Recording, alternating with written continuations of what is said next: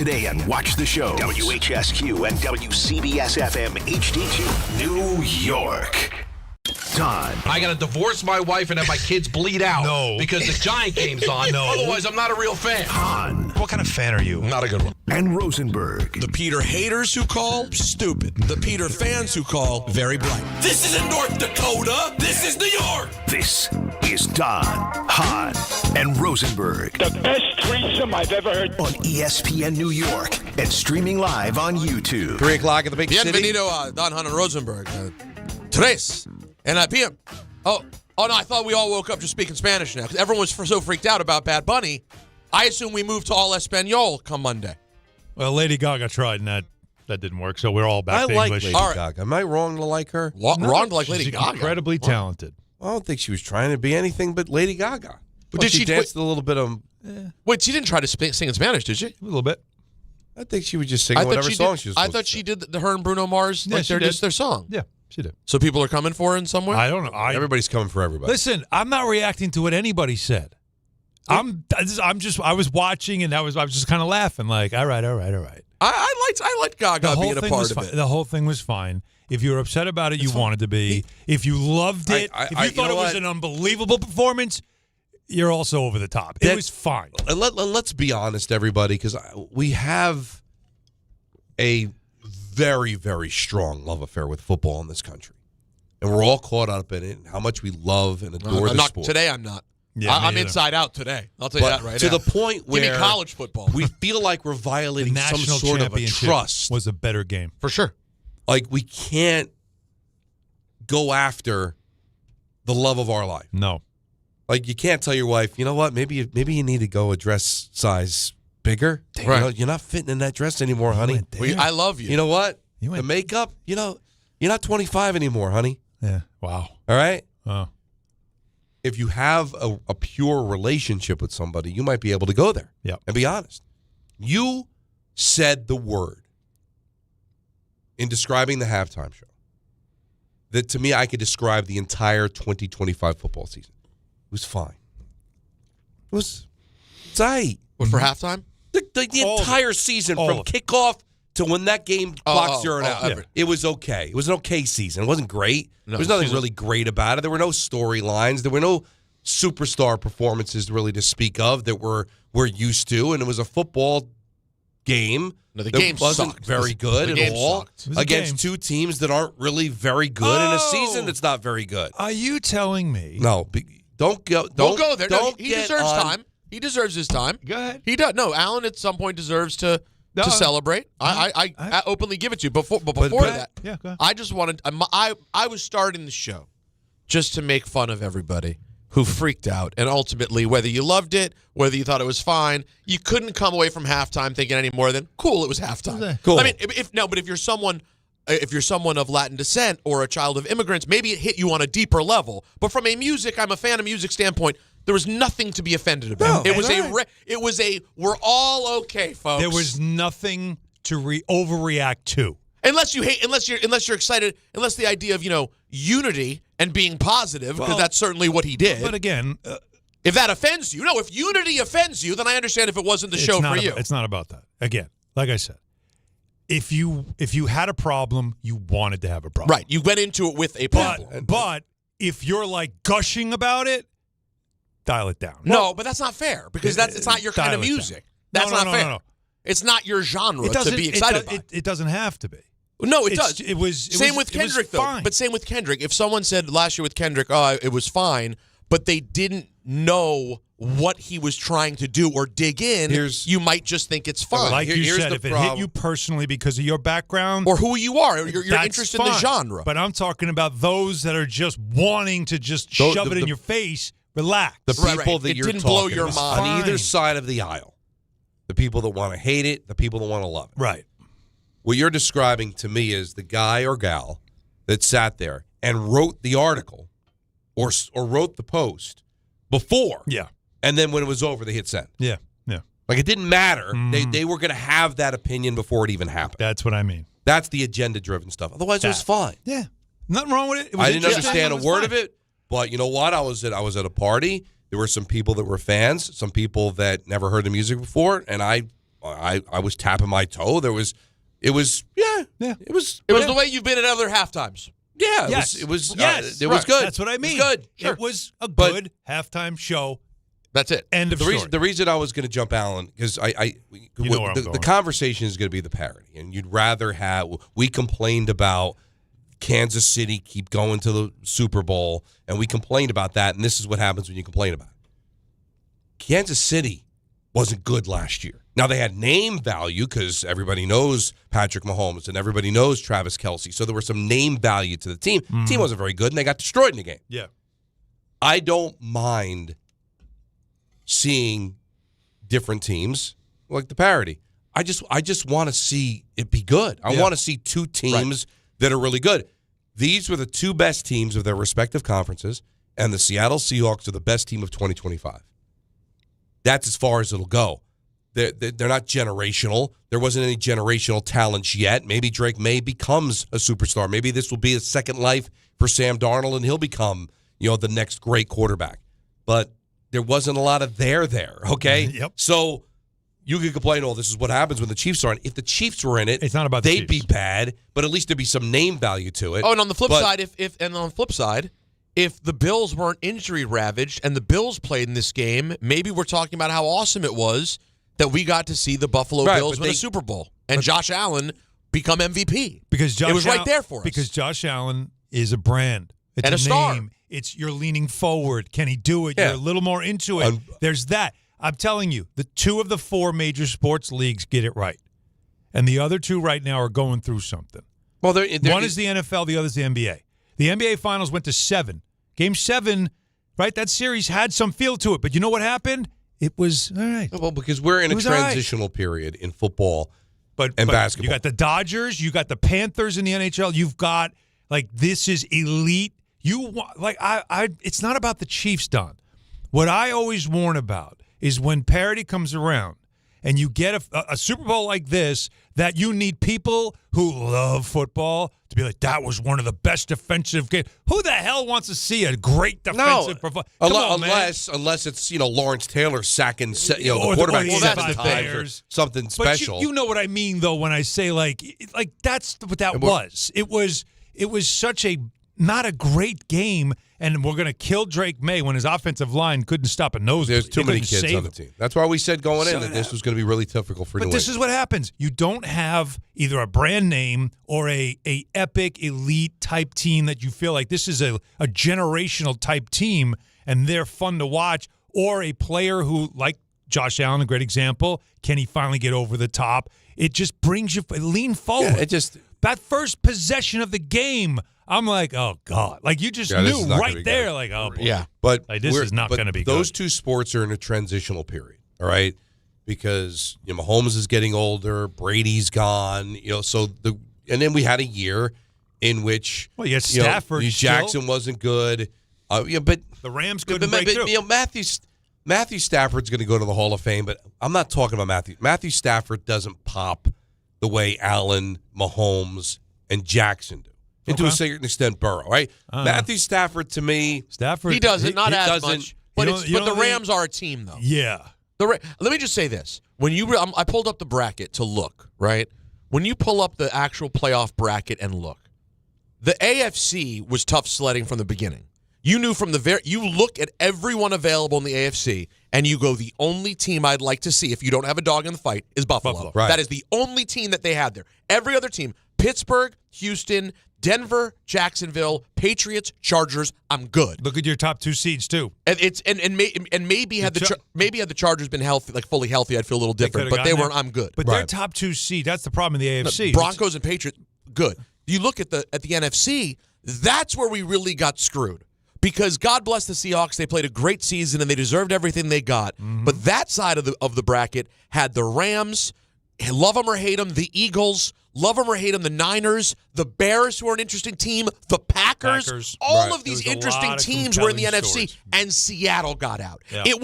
This was one of the worst combinations from an interest standpoint that existed when the tournament started. And where we ended up getting screwed is Bo Nix didn't get hurt a week before, right, during practice, and the Bills faced a backup quarterback, then the Bills would have made it, probably beat the Patriots, and we'd be talking about Josh Allen finally winning the ring, and it would have been a lot sexier and it would have been a lot more fun. We all enjoyed what Sam went through.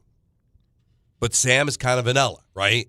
Even in celebrating, listen to him after the game when they win the Super Bowl. What does it feel like to win a Super Bowl? It's special. I shared a great moment with my parents and my fiance Katie after the game, and I think that's what kind of got me a little bit. Me and my dad don't really cry very often, and I told my dad I was and my mom, I'm here because of their belief in me. They believed in me throughout my entire career, and I think that's why I was able to believe in myself ad nauseum. Some people called me crazy throughout my career for believing in myself so much and having so much confidence, but it was because of my parents, because of the way that they believed in me throughout my entire career. And it allowed me to go out there and play free and have a ton of confidence. Yeah, it's a nice story, but he threw for 200 yards and 1 touchdown. It wasn't. But he did what he did what he needed to do. He did what he needed to do. Manage his way to a championship. We knew I'm so happy for him. We were going to run the ball.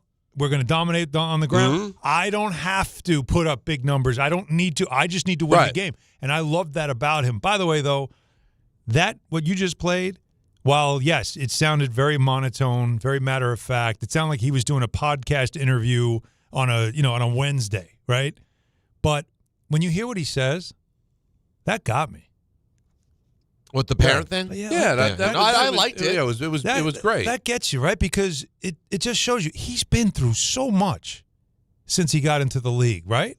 No, it's and he great story. Never acted like he was a victim, right? Or turned it into where like chip on my shoulder and all that crap. Like he just kept going and working at it and figuring it out. And they love him there. They loved him in Minnesota. Everywhere he's been. What do we say? He was here for 5 seconds with the Jets, right? What do we all say about him? We loved him. Yeah. So great attitude. It's and he the first thing he said was because of my parents. Mm-hmm. No, it's very nice. Very nice. So as a dad who has kids who play sport, like that hit me. No, that was great. I watched the clip and I liked it too. But Don, I also hear what your point is in terms of an overall sexiness standpoint. We didn't even get, even from the Sam standpoint, Sam didn't even play well enough for you to really there in a year, guys. There could be a world where Sam needs to find a job again. I know that sounds crazy, but he's still in the biggest moment where we were all pulling for him to show everybody what time it was.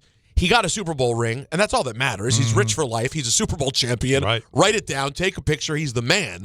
But we can't say he absolutely solidified his quarterbacking legacy last night. We didn't even get that story. No, I thought he did that in the NFC Championship game.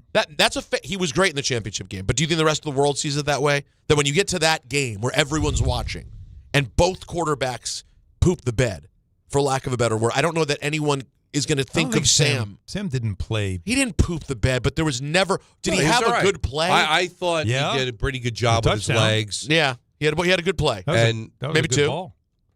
Listen, both teams have really good defenses. There wasn't a lot of points to be had. They're settling for field goals, and unfortunately for New England, they couldn't take advantage of all the field goals Seattle was kicking because they just couldn't get a score until the game was already decided. But it stunk. That's the point. It stunk. It was just one of those seasons. And that's okay. You could still love football, but it was just one of those seasons. And it kind of ended the way this season should have ended. Now, maybe we're bitter Jet and Giant fans because the seasons weren't very good. But about them. We focus so much on it. Now, we'll see, is this the beginning of something for Sam Darnold? Is this the beginning of something for Drake Maye?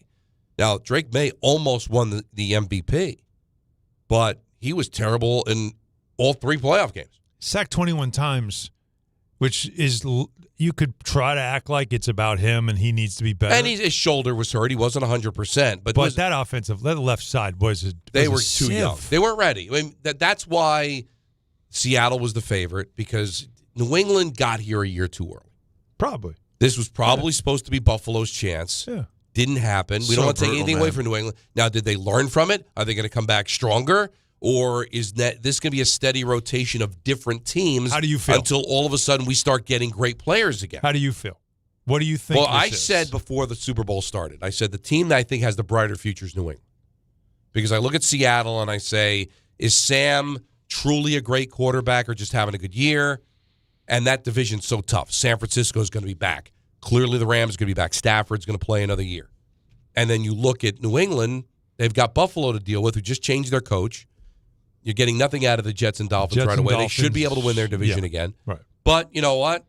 Burrow's going to be back. Lamar Jackson's going to be back here, and maybe new coach can liven up things a little bit. We'll see, what happens with Stroud and what's the health of Indianapolis, and is the Los Angeles Chargers ready to take that next step?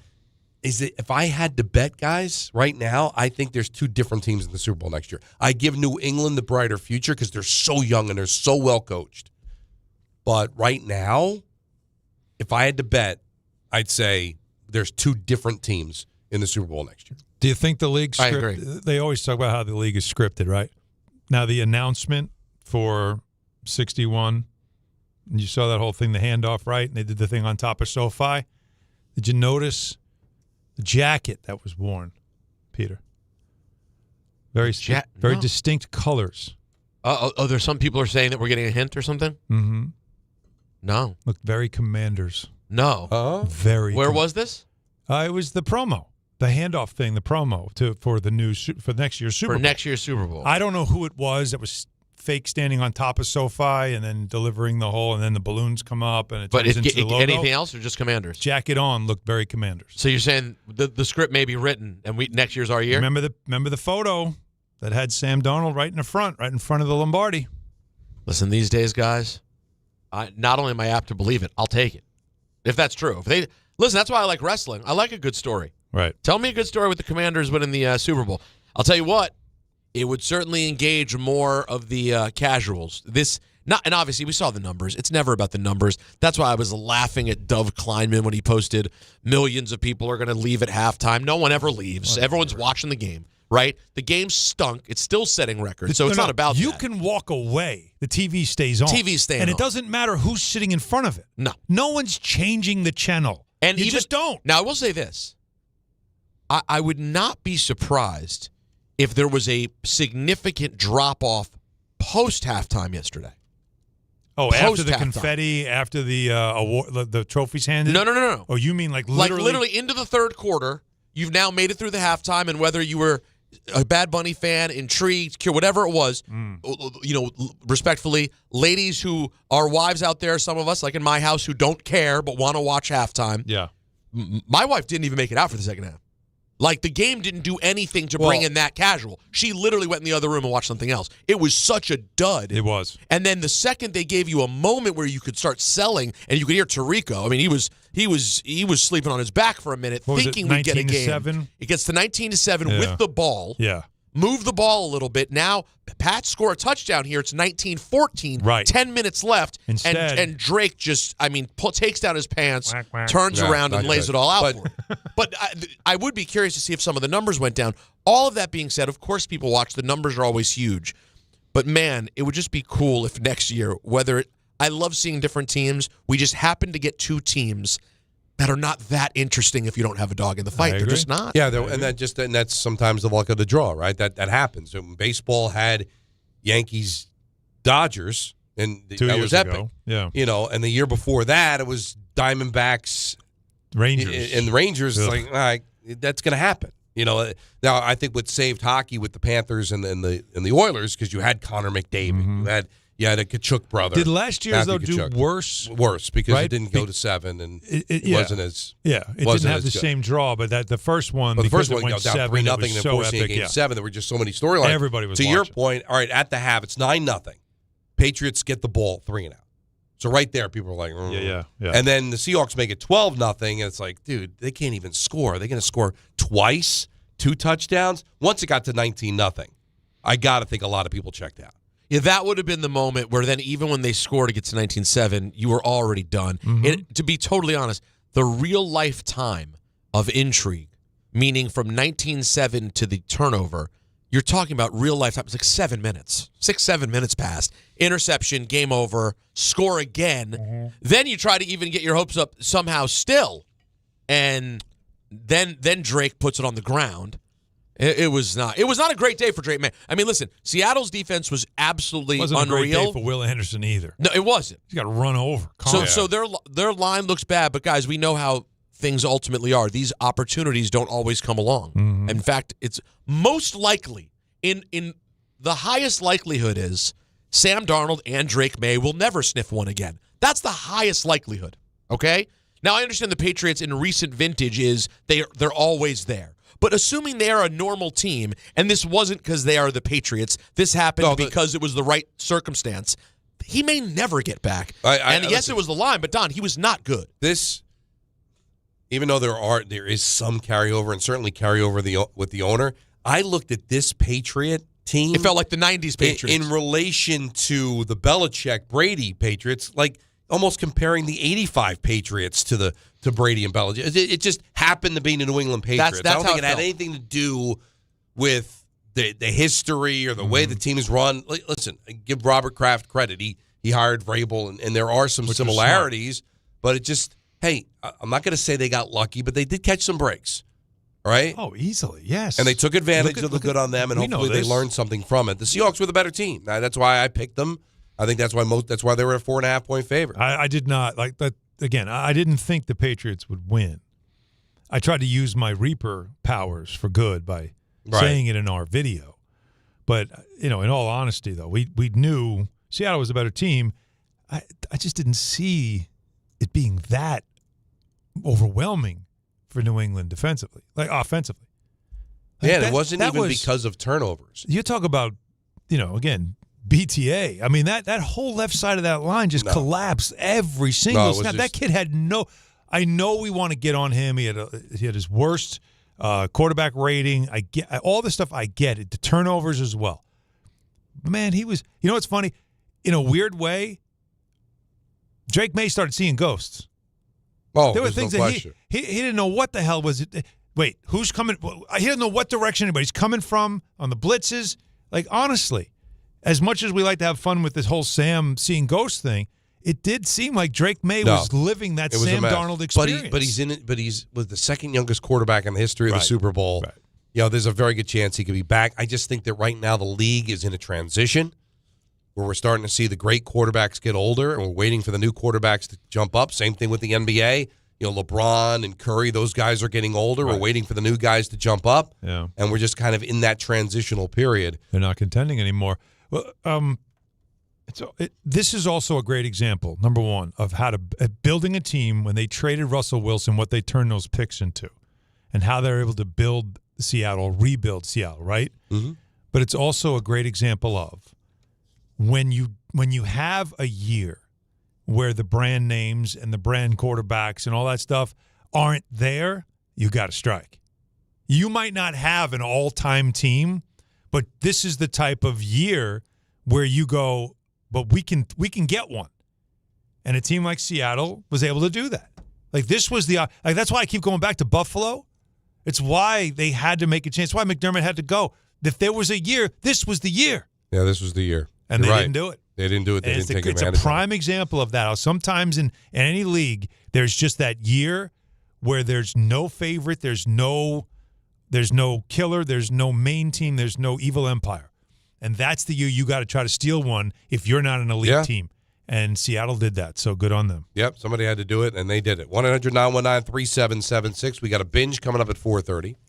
And we're doing ENN today at 5:50. Why? Like you dream about. 5:50 ENN. Why? Because at 6:10 we've got coverage of St. John's basketball. Oh, by the way, God bless that game Friday night. That was something. Should have led with it.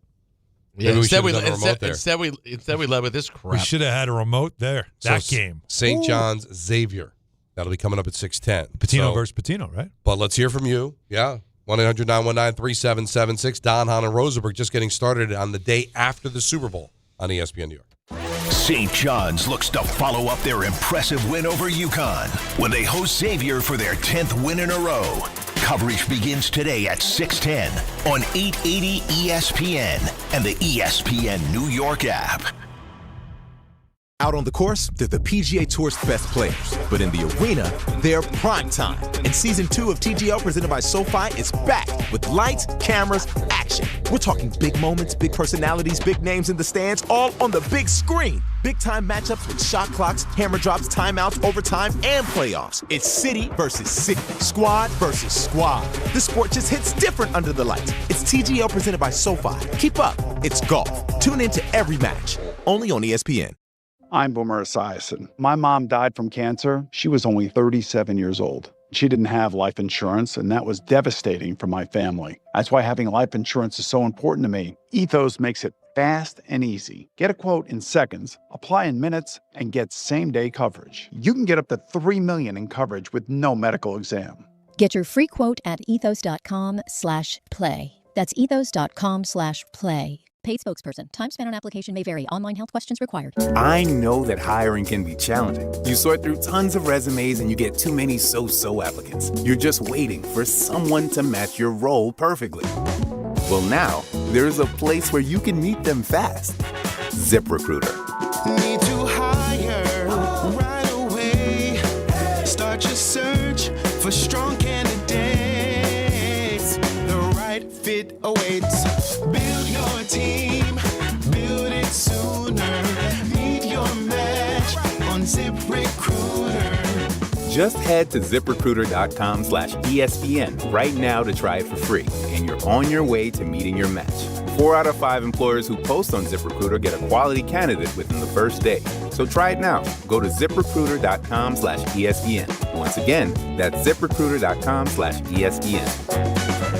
Meet your match on ZipRecruiter. Try it free. Guys, quick PSA, forgetting Valentine's Day flowers is not the move. Trust me, this is why I go to the Bouqs company every time. Bouqs delivers modern bouquets fresh to her door. Plus, with my code CANTY, you get 25% off. Bouqs flowers are cut fresh from the best farms in the world, so you get bigger, brighter blooms that last way longer. They've got incredible flowers, even roses grown on the side of a volcano. And the best part? Bouqs makes it easy. Pick the bouquet, the delivery date, and you're done. No last-minute panic. That's why Bouqs has over 50,000 five-star reviews. And listen, even if she says, don't get me anything, that doesn't mean no flowers. Flowers still score every time. Valentine's Day is February 14th, right after the big game, so don't fumble this. Order now. Go to Bouqs.com, use my promo code CANTY for 25% off. That's BOUQS.com, promo code CANTY. Bouqs, promo code CANTY. So, should we split the bill? But math is the worst. Not all math, because with New York Lottery's extra multiplier scratch-off games, you can multiply your winnings up to 200 times. Wait, multiply my winnings? Yeah, you take your winnings, then multiply those winnings up to 200 times. So all of my winnings times 200? Yeah, that. Oh. I've always said math's the best. Play for chances to multiply your winnings 30, 50, up to 200 times. Prizes up to $5 million. Please play responsibly. Must be 18 plus. Gambling problem? Call 1-877-8-HOPE-NY or text HOPE-NY. And now let's take a look at the traffic with Brandy Scott. Thanks a million, guys. Good afternoon. Already a rough ride on the LIE westbound in Queens. A crash in the right lane by Casino Boulevard. Delays there starting to back up into Nassau County. Stop and go on the belt eastbound in Brooklyn. An accident just picked up by Shell Road. Still have some heavy delays there going back to the Verrazano. Best of it's the outbound. George looking pretty good on the West Side Highway in Henry Hudson. Cross Bronx westbound packed from the Bronx River Parkway on through. Inbound George, no delays for both the upper and lower decks. Outbound Lincoln Orany about 5 to 10. Outbound Helena question the same. But once you're in Jersey, you might want to avoid the outbound Skyway. A crash in the left lane by 1 and 9 in Newark.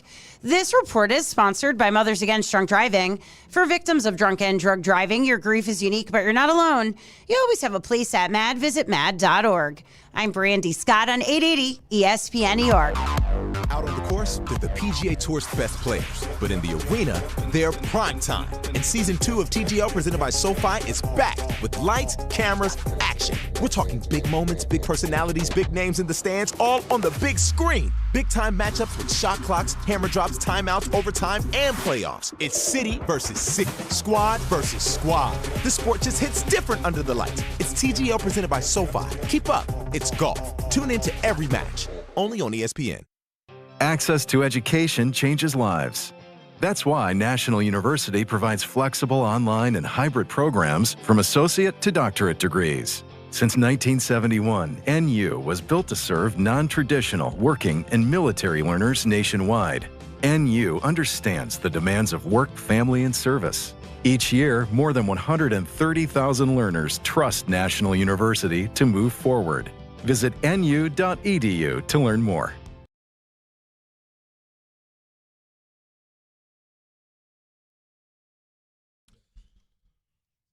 Game time is brought to you by Tullamore Dew Irish Whiskey, because when it is game time, fellas. I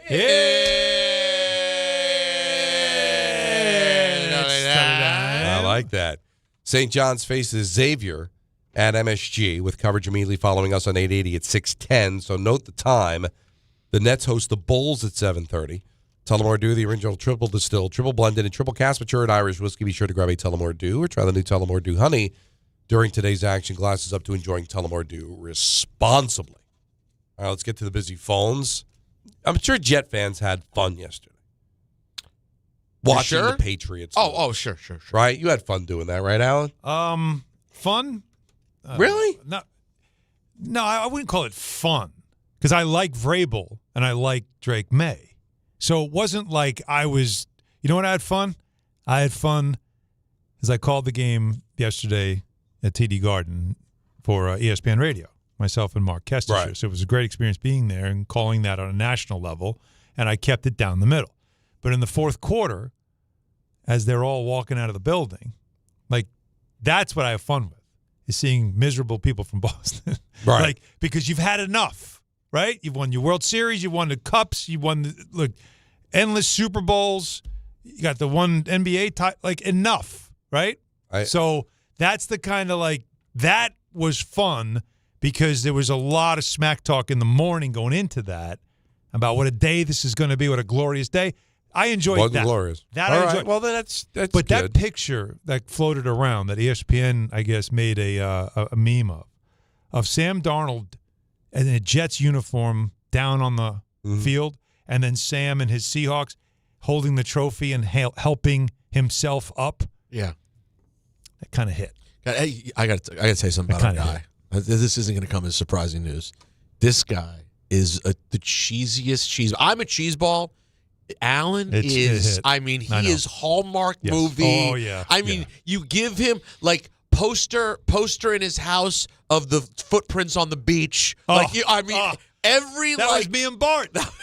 We would say footprints to each other. Right. Footprints. I'm telling you, everything that can hit an emotional thing, it got me. he loves it. I was like, damn. I mean, that was cute, the little image. I just reminisced on our times with Sam and thought about how happy I was that he got to have it. He's a sweet I didn't kid. shed a tear, but it was like, you thought about it, though. I was trying, because Jalen's got no interest, and Marco, because he's an 8-year-old boy, and we went to a party where he had classmates, so they were all running around playing video games. I'm trying to get him. I said, do you realize you met the quarterback of the Seattle Seahawks? What do you mean? He was at the holiday party that we had at Buffalo Wild Wings back in 2019, and Sam was there. I didn't get a picture with the two of them together, but I'm like, so that's something. You were really, it's kind of cool, and he thought it was cool for a second, and then his friend Bodie said, hey, check this out. They had to go outside. They had to go outside. It was like -4. Yeah. They had to go outside. What'd they do? They're just running around. Throw the football around or just chasing each other? The girls went out. They were all out there, and then 15 minutes later, they come in. They think they have frostbite. I can't feel my face. awesome. I'm like, shocking. They bright red. I love it. I just couldn't get them focused on that like, game. though, I do. Listen, We talked about it the other day. We would have went out there without a jacket. Absolutely. We would have had the skull cap on, the gloves, but no roll jacket. up the sleeves, no jacket, because that first down is more important than anything in the world. In somebody's backyard on Super Bowl Sunday back in 1978 or whatever it was, we had to get that first down. But just an interesting night. Fine is the way I would describe the 2025 season. Hopefully things better in 2026. 1-800-919-3776. Let's go to Monty and Wayne. You're on ESPN. What's up, Monty? Monty in Wayne. He wanted to defend the Patriots, but he's not. I mean, there's nothing to defend. It is what it is. They are who they are. They are who we thought they were. Mm-hmm. That's a good way to put it. That's who they were. There's nothing to defend. They're a good team. What are they? You going to call us and tell us they're an all-time Super Bowl team? No. They're not. No. But they won this year. Left side of their line was missing. But they caught some breaks and they took advantage of them. Yeah. I hate it. With the exception of having to face Bo Nix. The Bills had a similar situation, right? They're trying to take advantage. No Listen to what you Baltimore, just said. no Cincinnati. I know, They had to face Bo Nix. But they couldn't overcome. Who would you Bo rather Nix. have to face? The Bills should have. No, but Bills if should you're have won a Bills anyway. fan, you're Hey. red hot today. Should be. If anybody, any fan without base question. should have any emotion. I'm just saying. You're red hot if you're a Bills The path was the same for both teams. The difference was Bo Nix. Yes. And if you want to be a Super Bowl champion, you shouldn't let Bo Nix get in your way. Correct. Like honestly. Now you're talking. Like you got to, as a Bills fan, you got to be watching that game going, we couldn't do this. And I'm sure I was at a party. Evan was throwing the party, and he's a Bronco fan. He's from Denver. I mean, I felt for the guy because he's probably thinking we should be there. Yeah. If our quarterback didn't break his foot, and if it isn't a blizzard in the second half of the game, they probably go there. And I think they if would our have guy gotten just beaten kicks too. the field goal and go up 10-0. Exactly. But I think they get beat. I think the Seahawks here. That defense by Seattle. NFC was the better conference. Nasty. Seattle was the better team. And by the way, shout out Mike MacDonald. I mean, that guy can coach. He has that locker room. You can see it. He's got a culture. He did something. Okay. That I wish I could do. He actually stopped. I saw it. To smell the roses. Yeah. Like, did you see him when the game ended and the confetti's going down? He stopped and watched and took it all in. It was awesome. That was cool. And I think that's a talent. Because when you have something like that happen, the instinct is right away, let's get to the press conference, let's talk to the team, let's get ready for next year. It's always about what's next. I remember Brian Billick saying after they won the Super Bowl and the Ravens beat the Giants, he went to take a shower before the party. And he had a panic attack in the shower because he was thinking, what do I do next? We got to win another one. If we don't win another one, then the one I just won isn't going to seem like, that. Wow. But he, at least for just a few seconds. The fireworks. I don't he stopped know. and looked at the fireworks and just stared like, wow. But I think what he was doing is just take this in. Like a mental because Polaroid. I may never be here again. Right? And I think we all need to do that sometimes. It's like, as busy as life is, just instead of thinking what's next or how I could take advantage of this or how I can monetize this, that's all going to come. But I don't know how long it was. I don't know if anybody timed it. It's probably between 10 and 15 seconds. But it felt longer where he was smelling the roses. He was, this is awesome. That must have been great thing pure bliss for him. That's great. To get to the mountaintop, Peter, and actually look around. Take the moment. Yeah, no one ever does that. Ever. Because that's how life is. You're number one, be number one again. Win a Super Bowl, how many more are you supposed to win? Yeah, great job. What's the next job? What's the next spot? It's true. Because it's so fleeting. Because it's very don't cool. know. Dan Marino thought he'd go to a bunch more Super Bowls. He never went to another one. Who was the player in recent vintage that was doing snow angels in the confetti on the field, laying on the? He had his kids with him. Was that? It was the Rams. What's the offensive lineman? I forget. He told his kids he was retiring. I know. I remember the moment. Yeah, that's he's cool. Laying down doing snow angels, and then he's sitting there with his kids, and he's like, "This is the last football game. This is my last game." Like, that's how you do it, right? But even just then, sit there and take it because in he and knows love it. that's it. Right. This is a young head coach. Yep. Who's could probably be coaching if everything goes well for the next 30 years. Mm-hmm. And instead of thinking this is one of many, not one, not two, like he realized just because I'm young and just because I just won the Super Bowl doesn't mean I'm ever going to get here again. And 2 years from now, I just might be, fired because I didn't make the playoffs back-to-back years after going. Yeah, to the and then Super you're an Bowl. assistant in Cleveland. It can happen. Who knows? How do we know? We don't know that much. We don't know that much about a lot of the people involved in this game. Who's the surefire Hall of Famer that played yesterday? You asked that before the show started. There's not one. I don't see one right now. And listen, the kid Walker's only 25 years old, and Drake May's young. We don't know how it's going to age out, but we've seen enough of these stories where it ages poorly, especially in football. You zig instead of zag, you get hurt, and I really appreciated what he did. I thought that was a really cool thing. Let's go to Gilberto in the truck. You're on ESPN New York. You're in a truck. I'm sorry. What's up, Donnie? What's up, Pete? What's up? What's up, Mr. Hahn? Yo, the best part of that Super Bowl yesterday, gentlemen, was the halftime show. I agree. And let me tell you something, Pete. You're going to appreciate this one, too.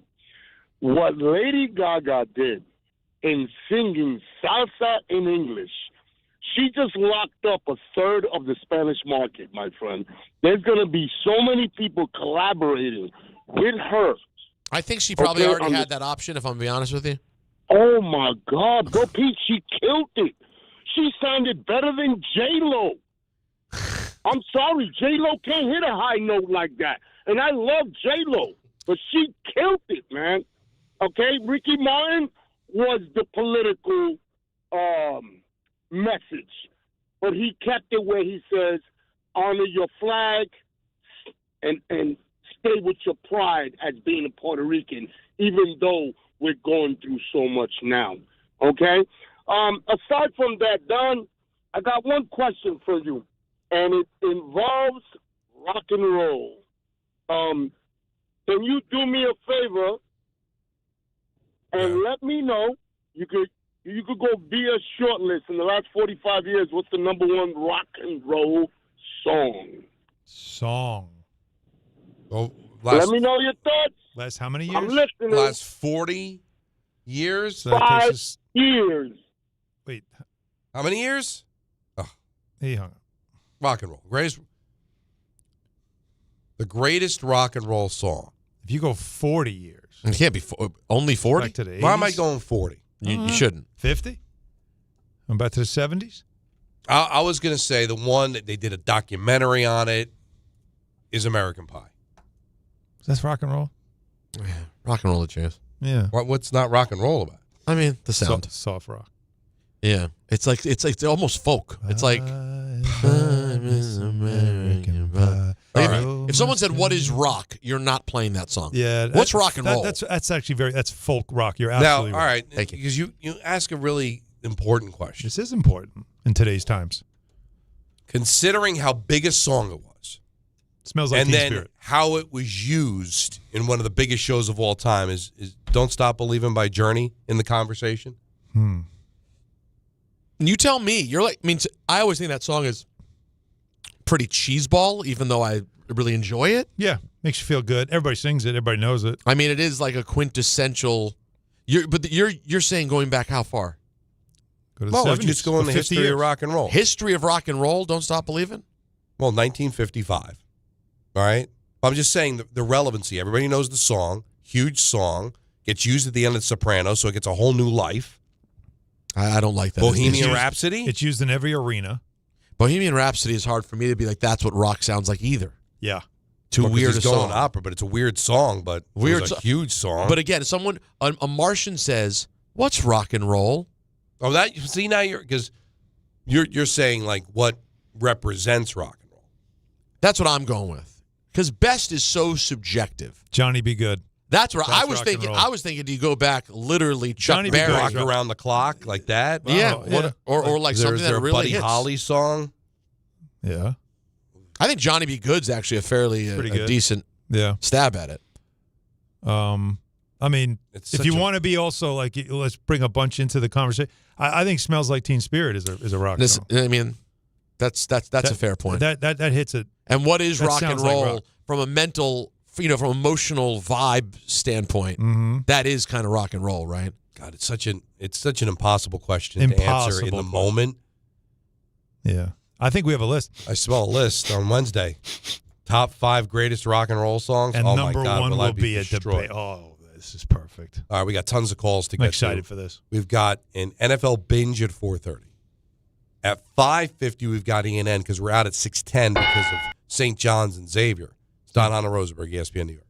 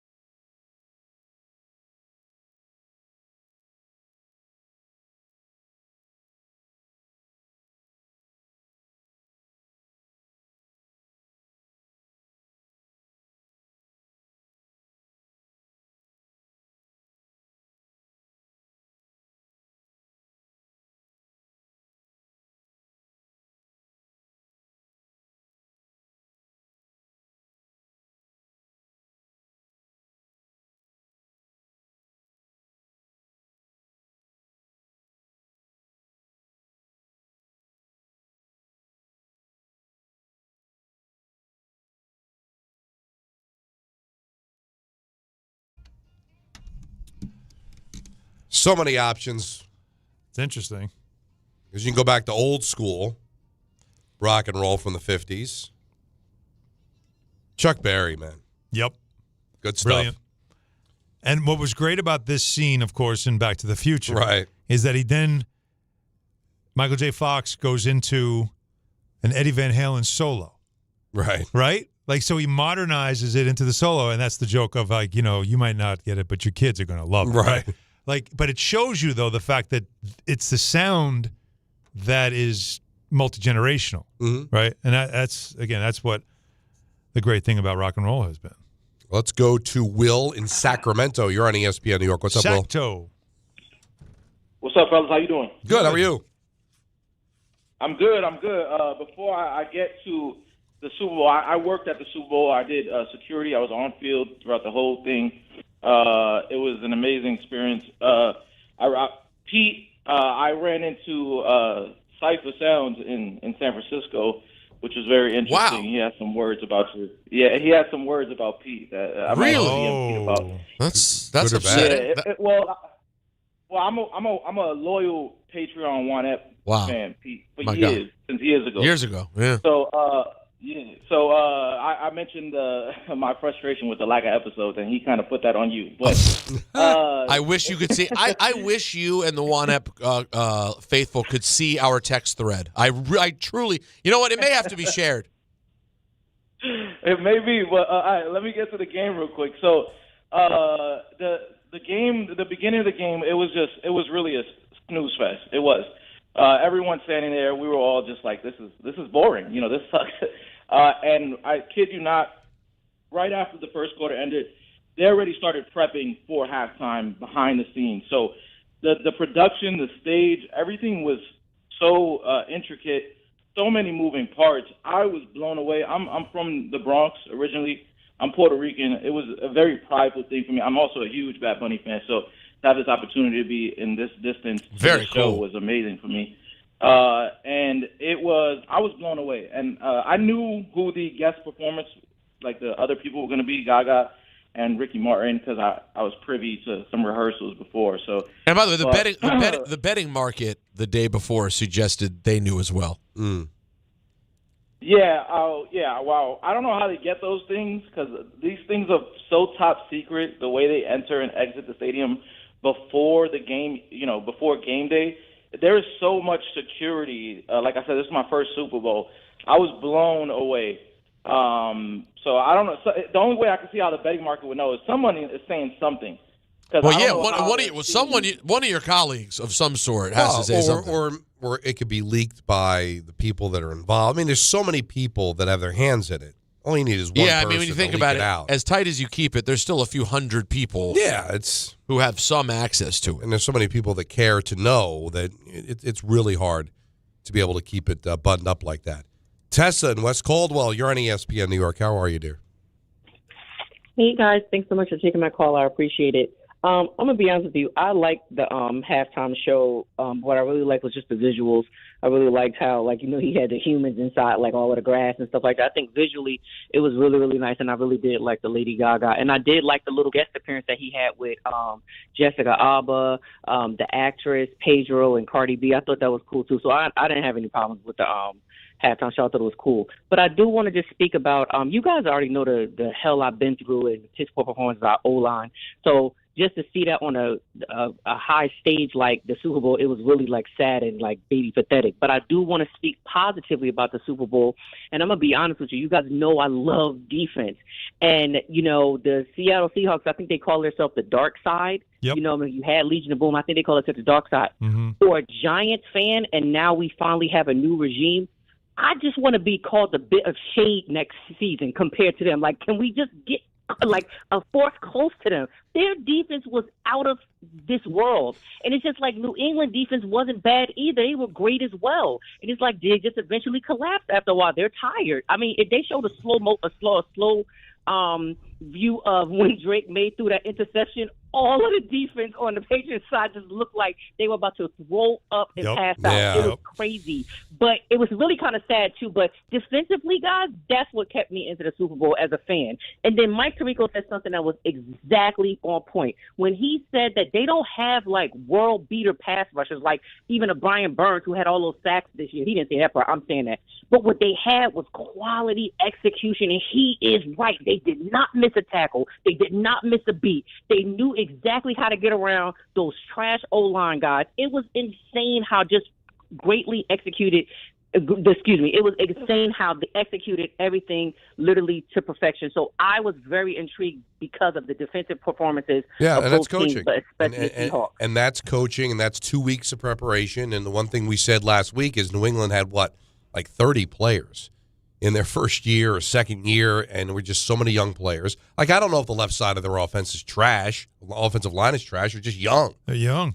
Inexperienced, and the Seattle Seahawks were able to take advantage of it. They didn't blitz that much, No, and that's what makes it so difficult for Maye. That was 4-on-4. No, that's crazy. They were just taking it to them. Yeah, and the thing about defense is I like it too, but you didn't see those like strip sacks or the pick sixes, things that excite a lot of people.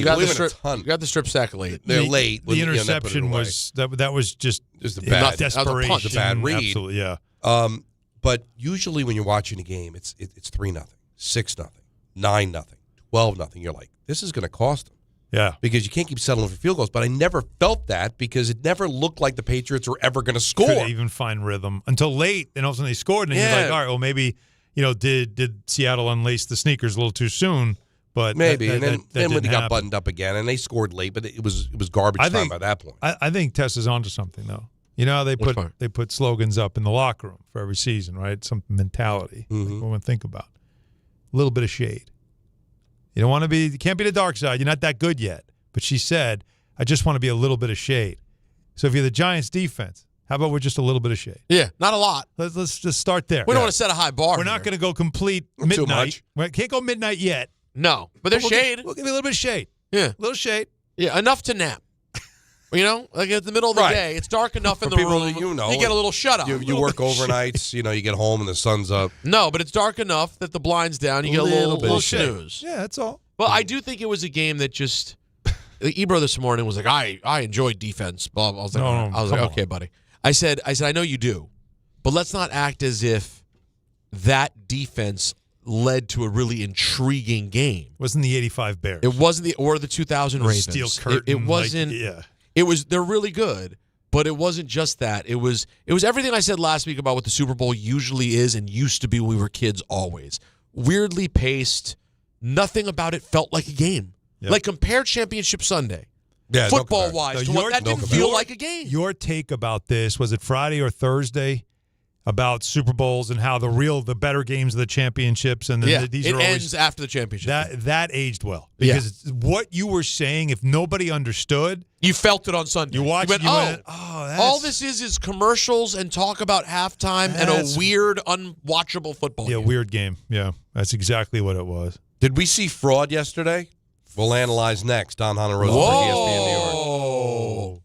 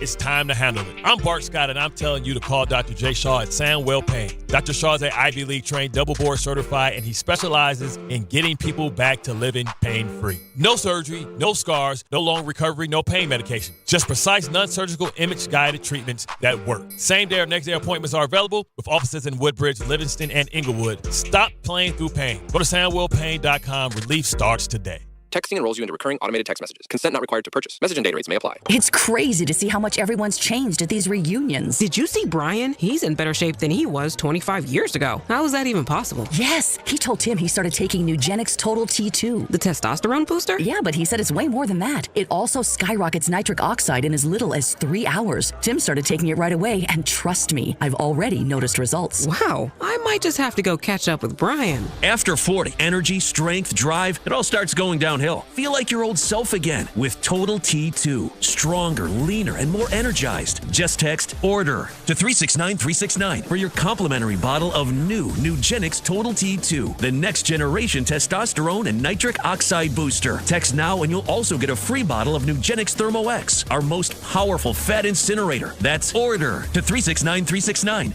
ORDER to 369-369. These statements have not been evaluated by the FDA. Product not intended to diagnose, treat, cure, or prevent any disease. 880 ESPN, WHSQ, and WCBS-FM HD2, New York. A Good Karma Brands radio station.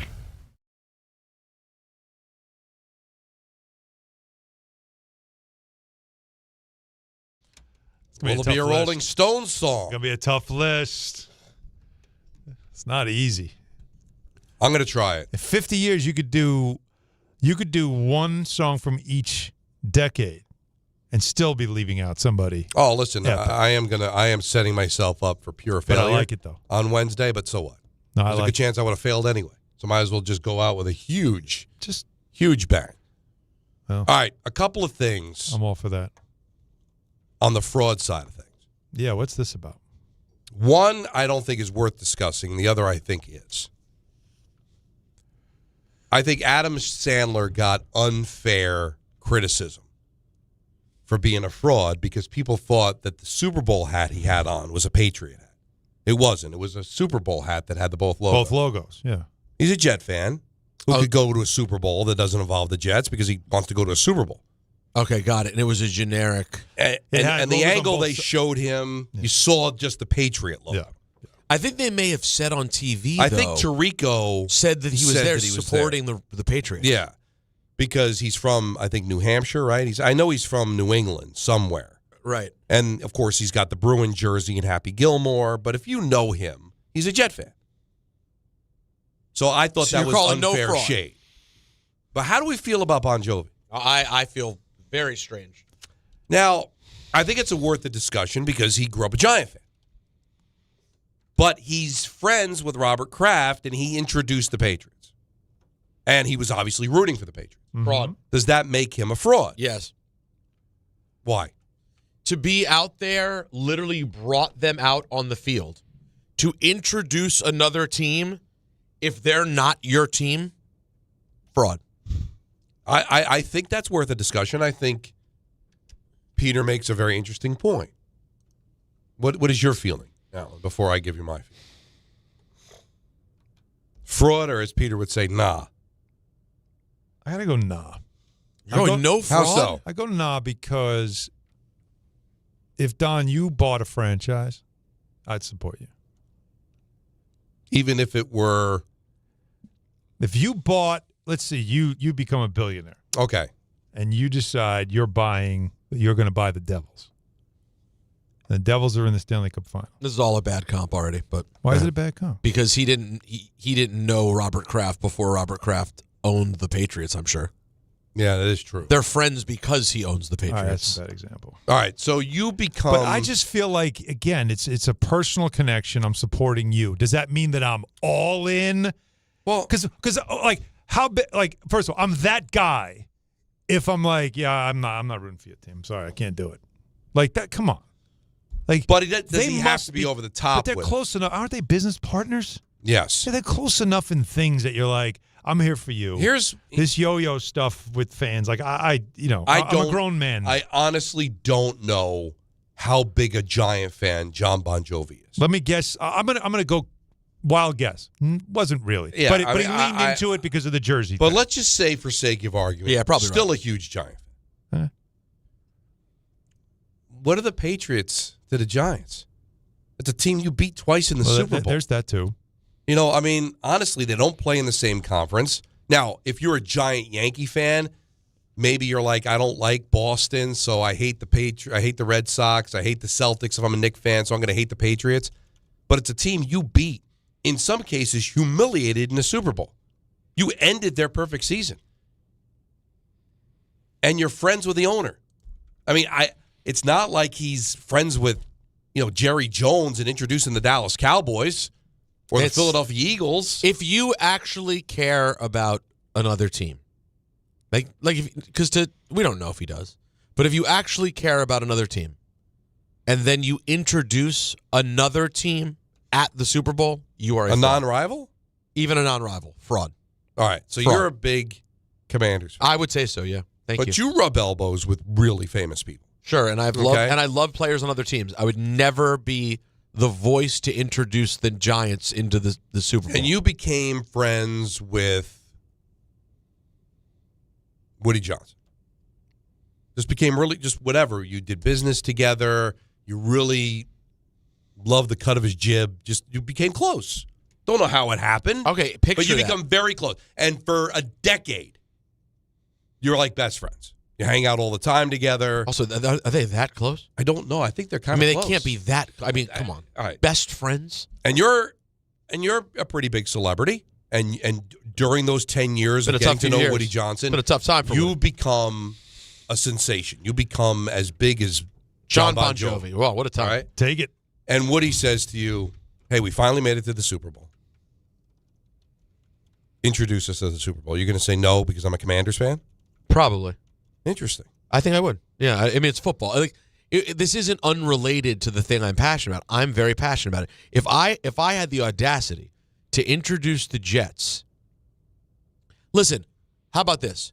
If they asked me to host a regular season game unrelated to the Commanders, they're like, can you do the thing where you welcome everybody in, you shout everybody out, at the end we do a JETS, Jets.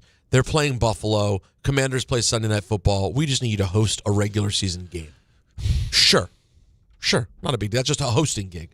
Going to the Super Bowl to bring them out onto the field? Nah, I can't do it. All right, here's a couple of things. Just doing You're not wrong. Just quick research. He's doing some research, folks. Quick research. He got into the Patriots when Parcells got there. They play Living on a Prayer at Gillette. That's like the song. Right. He and Kraft have been close since the 90s. He has been 30 seen years. On the field at Patriots games for years, well before the dynasty even began. He's been around that franchise a lot. So the bottom line is he's not a fraud. He's a Patriots guy. That's what he's become. He's become a Patriots guy. In his adult life. Was there any connection to the Giants? There was, because of Parcells and Belichick. And when they went there, and he was like, those are my guys. And he just got into them. Okay, well, that's still a fraud. It's still a fraud, but I respect it. But I respect it. Here's why. It just shows you he's not really that.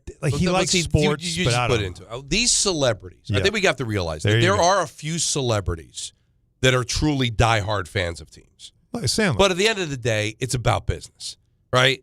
Because Sandler is supposedly a Ranger fan. So you would think in Happy Gilmore, he would have wore a Ranger jersey and not a Bruin jersey. But the reason he probably wore a Bruin jersey was because that made the storyline made more sense, because he was a slave to, hey, I'm just trying to make a good movie, and it makes more sense for me to be a Boston guy wearing a Bruin jersey. Maybe that tested higher than the Rangers. I don't know. That's what it's all about. It's about business, because you know what he cares more about? Sports, movies, being funny, being a celebrity. So that's the bottom line. Is that again, Well, there's a few. Spike has been around. Spike Lee loves the Knicks. He loves the Knicks, but yeah. he's been around. Like he also baseball wise with the Dodgers. What was he wearing? Because of Brooklyn Dodgers. And maybe Like not it's now Yankee because fan. That's what he does. But you know what? It'd be interesting. And if he's listening, feel free to call, because Spike's a friend of the show. Is Now he could do whatever he wants because he's one of the most famous directors of all time. Right. But when he was making Do the Right Thing, right? If there was a scene in which he had to maybe be anti-Nick, he wouldn't do it. Would he? I mean, that early in his career, if he felt, hey, Spike, we tested it with audiences, and that Nick jersey just didn't fly, so we need you to put another. Like, what's the famous scene in Do the Right Thing with the Celtics? It's not a Nick jersey. It's about Boston and the Celtics. It's about right. It was about a white guy wearing a Larry Bird jersey. Which, by the way, talk about foreshadowing when it comes to Brooklyn. Yeah, in that neighborhood, very, very early, right?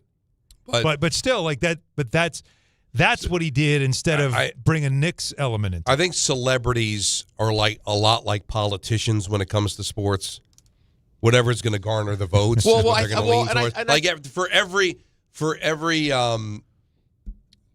Giuliani that just was unabashed Yankee fan. Most of them are down the line because they want to try to get votes. They want everybody to like them. I think there's a more. They use sports for that. I think celebrities do the same thing. I think there's a more human thing. We're complicating this. If you're not an obsessive fan with the team, and then you just become an adult, I got news for you guys. Look at me in baseball. It's not that I'm like a big fraud. I don't love it the same way I love football. Well, so if you're Bon Jovi, and yeah, you were a Giants fan, but then you became you went to a couple games. Then you became buddies with the people who run the team. Then you became an adult, and football's just not that important to you. Well, now it's just who are you friends with? Who invites you in the suite? Do you think while he's introducing a very good friend, he has done speeches at Robert Kraft, like honoring Robert Kraft and stuff. This is not like out of the friendship. Blue. So for him, do you think he gives a damn that somebody's like, "Oh, you be a Giants fan, you're a fraud"? They don't get it. I'm a fraud. How's it working out? Right. They don't get it. And you know what? Here's the comp for you, Celtic fan. Yeah. If all of a sudden, you've even said it, if the Knicks made a run and the Knicks said, listen, Game 7, Madison Square Garden, I want you to introduce the team, you'd be out there, you'd leave a vapor trail on your way to the Garden if they asked you. Come on. I probably would not say no to that, yeah. Brunson and Hart have a big party after winning the NBA championship. They need somebody to be like a voiceover guy, spin some music, and they're like, Rosenberg. Yeah, I'm not enough of a Celtics fan the way I'm a Commanders fan that I would tell them no. Yeah. I'd be like, no, I'm going. Right. And my wife wants to go, and it's going to be fun. We want you to narrate the Knicks DVD, championship DVD. Wow, strong. Wow. In which, first of all, Allen's going to be First of all, I'd have to then slit his throat. Allen's very upset. To find a way to in Freddie Kitchen's voice. Cut his tongue out. Right. And you got to do it in Freddie Keegan voice. A very select few people Jalen Brunson want this. Big Mitch. Oh, no. He can't do it. Sure I can. He can't do it. Knicks beat the Celtics in 6. A team of destiny called the New York Knickerbockers by Freddie Keegan. Their team philosophy every night for 80-some-odd games. I think 80, 90 games, whatever they played. That's 82. They would come in, and their attitude every night was, we gon' kill. Yeah, I can see it. I can see it happen. That'd actually be hilarious. That would be funny. All right, let's go to Jose in Connecticut. You're on ESPN New York. What's up, Jose? My guys, what's up, man? I got to say, first, I disagree with the thing where, like, if someone thought that halftime show was great, they're wrong. Like, that to me, and not just about the music, but, like, he just set the bar for, like, artists to tell stories in the halftime show. There was a wedding, for crying out loud, a real wedding. That was cool. A real wedding's pretty sweet. Yeah. That was very cool. But didn't Kendrick tell stories? Even Peter could admit there was way more stories in this one than last year. There were cameos, businesses, cultural references. Like, It was great. And not just saying that for him, but I would love another artist. Let's say even like let's say you have a heavy metal. I want to tell stories, like do some callbacks, cultural references that Don will get and tell a story about. You know what I mean? So that was just my take on that. I agree. By the way, I'm in lockstep. Again, I'm not here to tell somebody how they're supposed to feel about it. If you felt great about it, great. I'm just saying there are some that are just like Don said it the best. Story was already written, just waiting for it to end so I could hit send. Right. Yeah, but no, you're premeditated. But no, I don't think that's necessary. But there are some people who just like. There are other people that I'm not saying I didn't like it. No. But I'm just saying it just. But I'm saying there are people who didn't write the story beforehand. Like my brother's a good example. Yeah. Doesn't care about Bad Bunny. Mm-hmm. Did not have an opinion on it. Like unlike me, didn't go to the concert, and like texted me immediately off afterwards, like, "Yo, that was fire." Just completely on his own. Yeah. He's barely on social media. He's intentionally not paying attention to politics for the last 6 months. He was just like, "Yo, that was fire." So like, I just disagree that you couldn't come away from it objectively being like, "I thought that was an awesome performance." I think you could feel it was that way. visually great. But I think you're It but was that's great. but that this is your personal was it just didn't move you. I'm telling you, there are people who came in objectively who were moved. Again, because I don't want to. Because you're not how anti. things are today. I'm not saying I wasn't moved. I'm not saying I wasn't interested. I didn't get up. I didn't be like, I'm good. I didn't do any of that. I just sat and watched it. Like, it's cool. Right. Like it was interesting. A couple of things that happened. Like, okay, and like I'm not saying you're wrong. I'm not saying you're wrong for that. I'm just saying. Earlier on the show, we basically said if you felt a really strong way about it, you'd already decided that. Yeah. I'm saying no. That's true of the people who hated it. There are people who loved it who in earnest just I think there's people that are saying they loved it that are saying it because it's the safe thing to do. Honestly, and again, I'm neutral. I don't know anything about Bad Bunny. I did not know any of the songs. Right. If you said fire, or that was one of the best performances I've ever seen, I believe that's less politically motivated than if you just said it's one of the worst things I've ever seen. There's no way anybody could have watched that. That's my point. You're making my point better than I said. It was terrible. And say that's the worst thing I've ever seen. I completely agree with that. There's no way you can have that opinion unless you are politically driven to that opinion. There were so many things. Maybe it didn't move you. Maybe you thought, But to say it was there was no way you looked at it and said that's terrible. Let me just put it this way. Even if you're like, I didn't understand a thing he was saying. First of all, I didn't really understand half of what Kendrick was saying last year either. So, neither did I. I'm a Kendrick never fan. mind the language thing, but I'm talking about if there wasn't one thing, which maybe you like the wedding thing, maybe you like the fact that there were a lot of beautiful dancing Latinas out there. Because I did notice that. if you did not like that, I tried to say before, that's a you problem. Leading up to it, I tried to say, I think if you're not that interested, you're still going to be interested. I tried to tell that doesn't bother me. There was a woman at the party that translated one of the things. It was either on the board or he sang. Okay.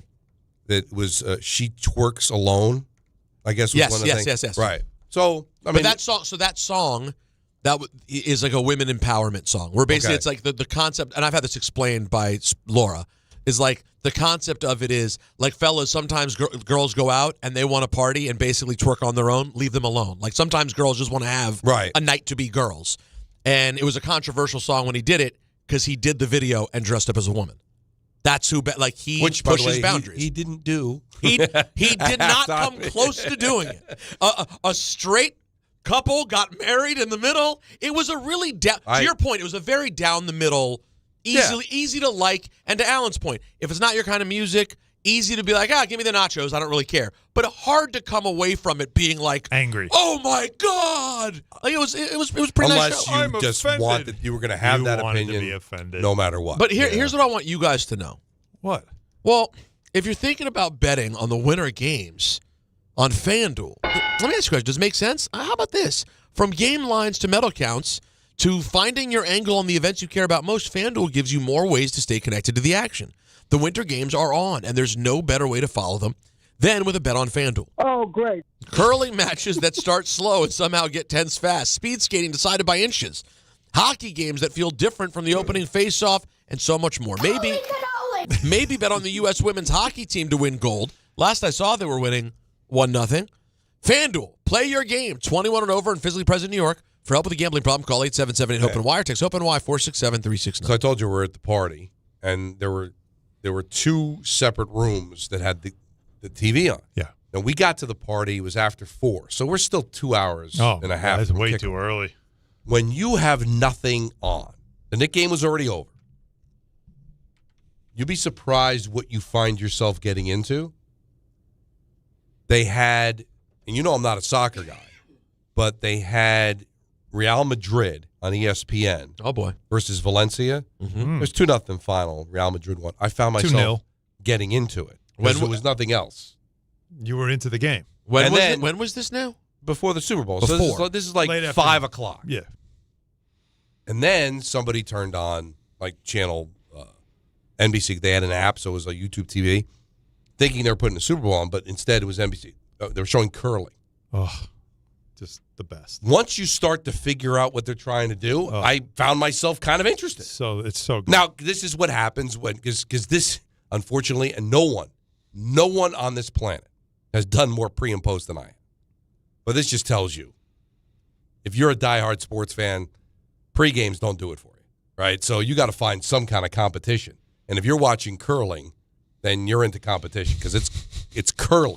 Sweeping. Right. It's cleaning up. But if that's all you got, kind of like what we talked about before about how that, the Poinsettia Bowl becomes a big deal when you're stuck at a party and you don't really know very many people, but that rogue college football around Christmas Eve. Yeah.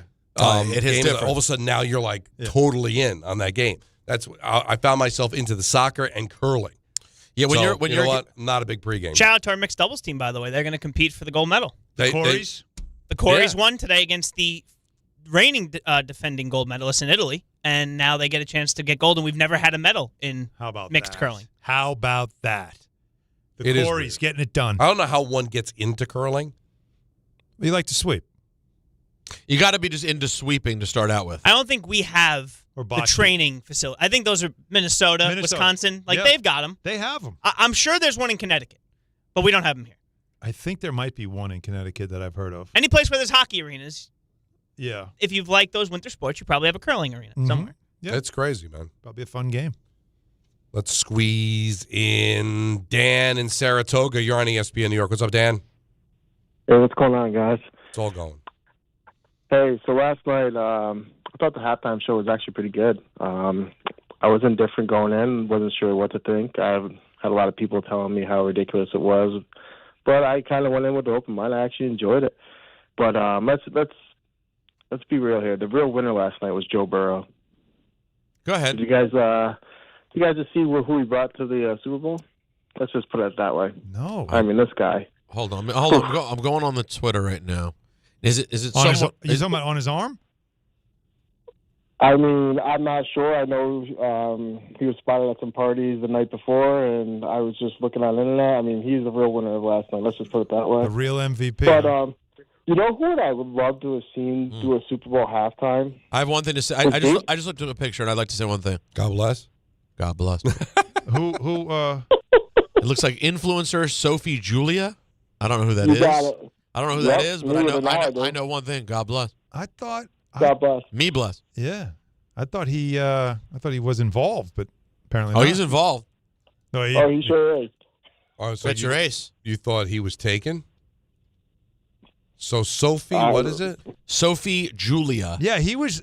So this story says he was linked to an SI model previously, but now, do you know how old she is? And 10 years older than him too. She's 37 apparently. 37. No way. Not a chance, right? Yeah. She's 37. This woman is 37 years old. Man, he's got the Macaulay Culkin look going. Yep. You see this one picture? She spelled Julia J-U. This is about. Meanwhile, Don won't see it till Thursday, but God bless. So you know who I would have loved to see though perform? Who's That's that? impossible now. David Bowie. It's going to be tough to get him at this point. Yeah. Well, I know it's impossible. I thought maybe he would have been really good. If you I'm a saw big Bowie guy. Yeah, me too. Did you see some of the AI commercials? There was the one commercial that How could you miss flashed him? back to all the 90s actors. Yes. All interacting. Yes. Who's to say we just don't end up Like getting hologram. Yeah, just go there. You can have anybody perform now. Yeah, David Bowie would have been interesting for sure. Yeah, he would have been a good one, man. Yeah. He would have got some people clutching pearls. You know? Oh, for sure. You don't know what he would have showed up looking like. See, people like to have that selective amnesia. Yeah, they don't when remember. it comes to the greats. Give me somebody good like David Bowie. He believe me. He dressed Talk like about- a woman back in the day. Yeah, he wore a dress. The king of androge. And makeup. I was just saying, for the people that have problems with that, in the early 70s, you would have had a lot of problems with rock and roll. I will tell you a great that. point. The NFL Binge next. Oh, Don yeah. Hahn and Rosenberg, ESPN New York. St. John's looks to follow up their impressive win over UConn when they host Xavier for their 10th win in a row. Coverage begins today at 6:10 on 880 ESPN and the ESPN New York app. At Uline, they know firsthand the road to success is an uphill climb. Uline started in the family basement and through hard work is now North America's most trusted shipping and industrial supplier. They get what it means to have the support of reliable, hardworking partners. So they keep 41,000 items ready to ship. Whether your company is still in a basement office or expanding cross-country, Uline will be there on your road to success. Visit uline.com. Looking for the best meat and seafood at unbeatable prices? Get to Wild Fork Foods. They offer the widest selection of meats and seafoods you'll find anywhere. Everything is blast frozen to lock in flavor and nutrients. From beef and poultry to seafood, pork, and even exotic and game meats, you'll get the best value for your buck. Visit one of their 7 locations across Long Island and New Jersey, or order online for same-day delivery at wildforkfoods.com. Wild Fork Foods, your neighborhood's meat and seafood market. March the 20th of 2026, there's one place to be. And that place is Pickleball Heaven. Pickleball Heaven. It's a pickleball facility, massive facility in Medford, New York. We're going to do the show there that day from 6 to 10. Then there's a tournament. And then after we win the tournament, Rick, we'll stay and watch some basketball with the people. Now, the worst part of all this is the name. Listen, I got to participate in Rickleball Madness. What do you want from me? You're a teammate of Rickleball. Yeah, right. You're part of the event. You're the co-headliner. If my name was Dave Pickleball, it would still be Rickleball Madness. I think that's accurate. I don't want this kind of pressure. I would prefer it be named after you. No, you don't. You want all the shine. No, I don't. Call whatever you want. Dave's Pickleball Extravaganza. Sorry, Dave. We're still calling it Rickleball Madness. And it's Friday, March 20th at Pickleball Heaven in Medford, New York. More details coming soon with DiPietro and Rothenberg on ESPN New York. Hey, New York and New Jersey, Boost Mobile has an unlimited talk, text, and data plan that's only $25 a month forever, meaning you'll only ever pay $25 a month for the rest of your life. Who wouldn't want unlimited wireless when it only costs $25 a month forever? If you don't, you must be one of those people who enjoy overpaying for their phone plan. $25 a month forever is truly as good as it gets. So go online and switch now at boostmobile.com. After 30 gigabytes, customers may experience slower speeds. Customers will pay $25 a month as long as they remain active on the Boost Mobile Unlimited plan. Get in the zone, AutoZone. Jeff's day is off to a slow start. So he heads to AutoZone, America's #1 battery destination, where Sammy, a local AutoZoner, tests his battery for free. Looks like he just needs a charge. And Sammy does that for free too. In no time at all, Jeff is back on the road, ready to finish the day strong. Free battery testing and charging at every store. No hassles, just help. Get in the zone, AutoZone. Restrictions apply. Hey, it's Rich Eisen for Pella Windows and Doors. Sometimes teams take a timeout to regroup and call the right play. When it comes to your home, Pella Windows and Doors always has the winning game plan. They do it every day, and that's why your neighbors trust them. Visit Pella.com/Eisen today. Right now, Pella Windows and Doors of New Jersey is offering 25% off windows and doors and 0% APR for 24 months. Some restrictions may apply. See store for details. Offer ends February 28th, 2026. And now it's time for traffic. Here's Brandy Scott. Thanks so much, guys. Might want to stay away from the Henry Hudson in the Bronx northbound. A crash right before Broadway. Traffic is starting to back up to the bridge. Southbound side just jammed with rubbernecking delays. You're backed up onto the southbound Sawmill in Yonkers. Heaviest ride to the outbound George Cross Bronx westbound, crawling from right after the Bruckner on through. And once you're in Jersey, you might want to stay away from Route 4 westbound. A collision over by Hackensack Avenue in Hackensack. Traffic is jammed there from Teaneck Road in Teaneck. Inbound George, stick with the upper deck, lower level, some police department activity, about a 5 to 10 minute ride in building. Outbound Lincoln and Holland tunnels are only about 5 to 10 minutes each. This report is sponsored by the Positive Coaching Alliance. Questions about youth or high school sports? Well, the PCA can help. It's a national nonprofit developing better athletes and better people through youth and high school sports. More info at positivecoach.org. I'm Brandy Scott on 880 ESPN New York. Can I take your coat? Oh, you noticed. Yeah, I found it on eBay from a seller in Vegas. Pre-loved and perfect. She listed it and jackpot. Italian leather, classic trench silhouette. And did you see the braided buckle? Hang on to your claim ticket. Oh, I'll hang on to this forever. Have you been on eBay? There's so many finds. And I bet that diving watch would sell fast. Just saying. Find what you love, sell what you don't. eBay. Things people love. I'm Boomer Esiason. My mom died from cancer. She was only 37 years old. She didn't have life insurance, and that was devastating for my family. That's why having life insurance is so important to me. Ethos makes it fast and easy. Get a quote in seconds, apply in minutes, and get same-day coverage. You can get up to $3 million in coverage with no medical exam. Get your free quote at ethos.com/play. That's ethos.com/play. Paid spokesperson. Time spent on application may vary. Online health questions required. This is... We're going to rub football all over ourselves today. I did consume a lot of football back in the day, pre-kids, in my underwear. The NFL Binge. You watching every game, baby? Are you watching? Oh, like you dream about, folks. Our final one, right? Well, no, we're going to keep it going because binging. We're it's always football. binging. We don't stop. You know, it's... I don't know if you know this, Don. You know where the Super Bowl is next year. And we... SoFi. We host... Football. Whoa. All ESPN. It's going to be great. So speaking of which, ESPN and ABC are in the midst of the handoff.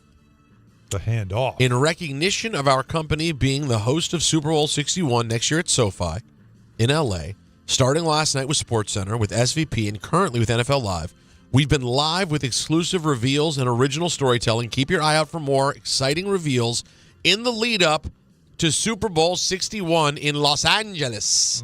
I'm sensing next year is a return to Super Bowl week, at least for me. I feel like I want to go next year. LA may be the year I go Radio back. Row?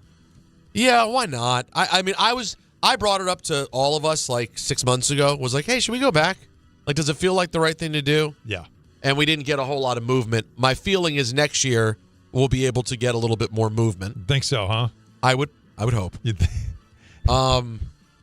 So yeah. Especially when the Giants are in it. Oh, yeah, for sure. But just in general, I did feel a little left out this year. I mean, like, in one sense, it looked annoying, and I was happy to not be there. And then other moments, depending on the picture that was posted, it would affect me differently. How crazy is it, by the way? I made fun of Ebro for this the other day. Ebro has not watched an entire NFL game, not out of any sort of principle, just out of sheer busyness. He's a Raiders fan, and they stink. He's got kids, and on the weekend, he's just got too much going on. Just doesn't watch full games, except the Super Bowl, which he watches in person every year.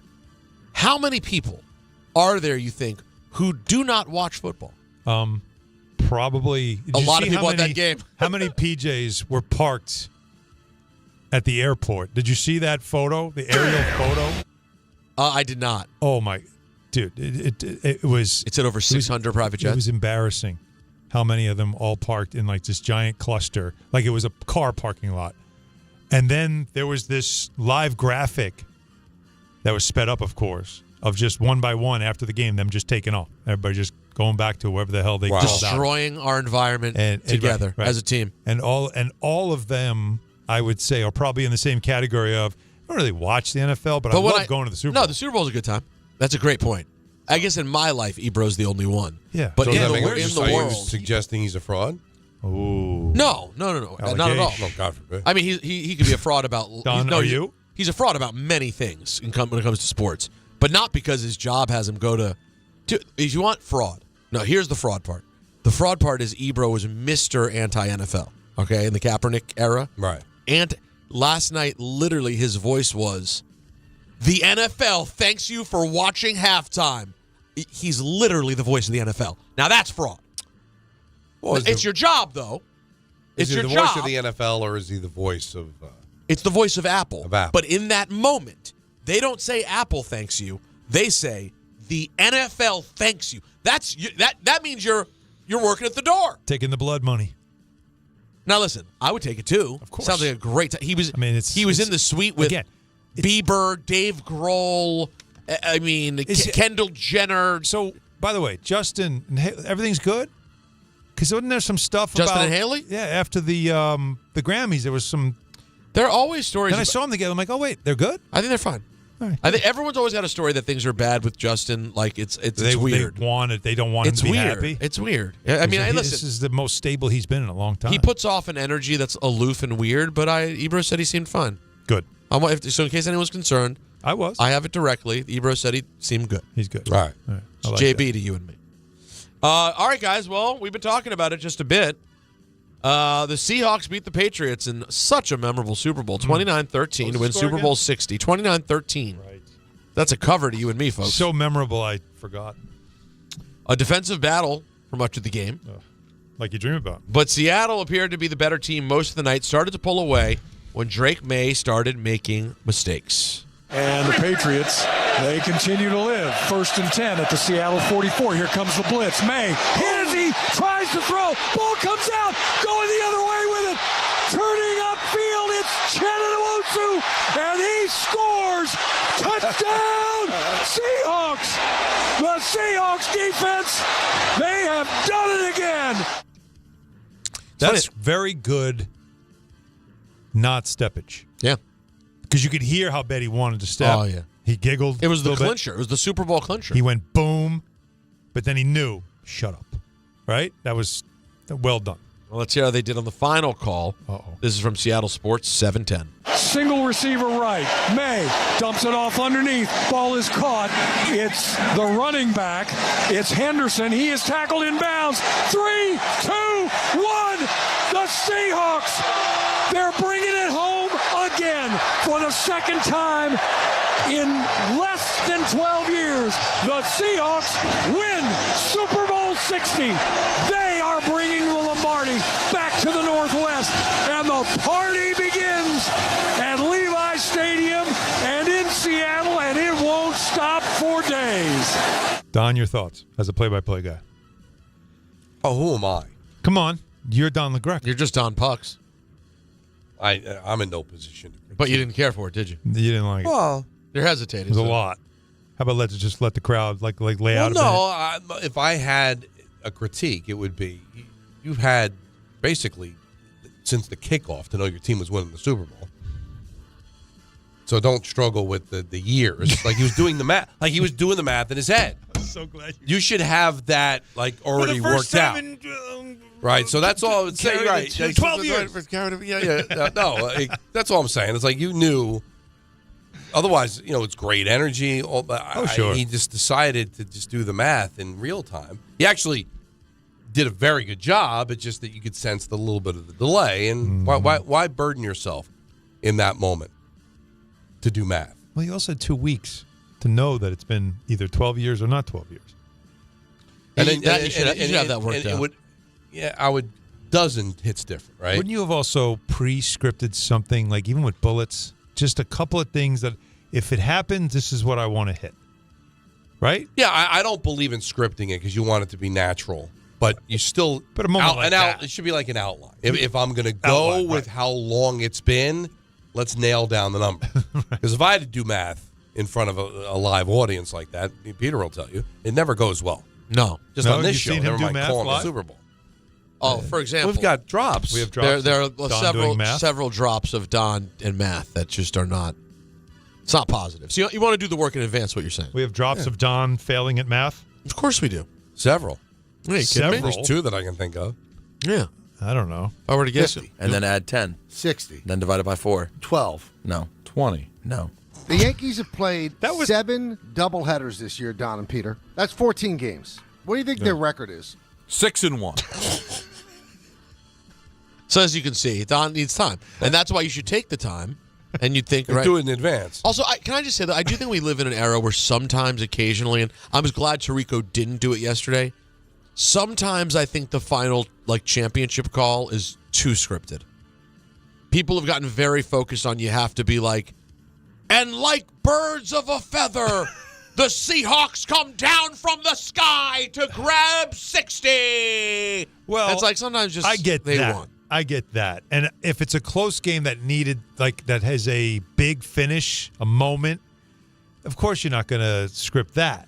But you had most of the fourth quarter to have in your head, this is probably what. So then one of the commercial breaks, you got to be like, all right. What am I doing here? Let me just type out something real quick and just follow. Okay, I got an idea of what I want to say. I don't mean read it off the page, but now I get it in my head. All right, now I know what I want to do once this thing hits 0.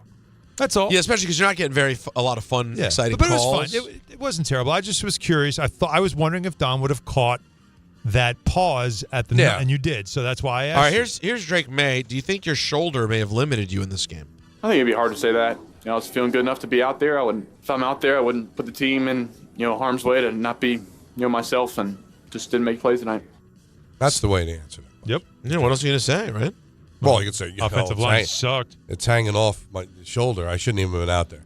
They should give me the Lombardi trophy just because I made the effort. Well, let's ask Mike Werball. What went wrong, Coach Vrabel? We couldn't gain any rhythm, field position. We got to get into drives better offensively. Defensively, we've been really good against the run lately, and we weren't. Again, we were just playing catch up, and we did a great job in the red zone. I think the turnovers, ultimately costed us, and I appreciate the way that the guys offensively battled and competed, but just not enough consistent execution. It really is surprising that they struggled against the run, when you would think that the game plan should have been, well, if they're going to beat us, it's because Sam Darnold is going to throw a 300-yard game, and we're going to bet that if he's got to throw that much, he's going to turn it over. You know what I mean? We're taking the run away. There's no way Kenneth Walker's beating us. No chance we're letting him beat us. And yet, they ran all over them. But it was almost like they did diagnose the run. I think he did a really good job of, even Collinsworth, how patient he was. Where sometimes he just waited out the blocks and didn't panic and just go for the first hole that he saw. Didn't you see he used the whole field and just got to the sidelines, burst of speed. I think the Patriots did a good job diagnosing it originally, but give him credit for reading it and finding lanes that I don't think were originally there. He did a great job. To me, he had to be the MVP. I agree. If I'm giving a kicker an MVP, that would have been something. He's kicking a 70-yard field goal against the wind. Oh, by the way, I sent this out on the text. Can you imagine if the New York Super Bowl was yesterday? Oh, my Lord. You could make the case. Wind whip. Cancel? That you couldn't play it. You can't make people sit out there. From a fan standpoint. It was feels like -6 at one point yesterday evening. You could not. And the wind was whipping. And not only that, you couldn't have a Super Bowl halftime performance either. The whole thing would have been in question. I don't think they would have been able to play the game. Also, I'd like to say this real quick. If Mother Nature is watching right now, I'd just like to say this. Of course she's watching. It's happened. Yeah. You got this. You win. You got it. You got it.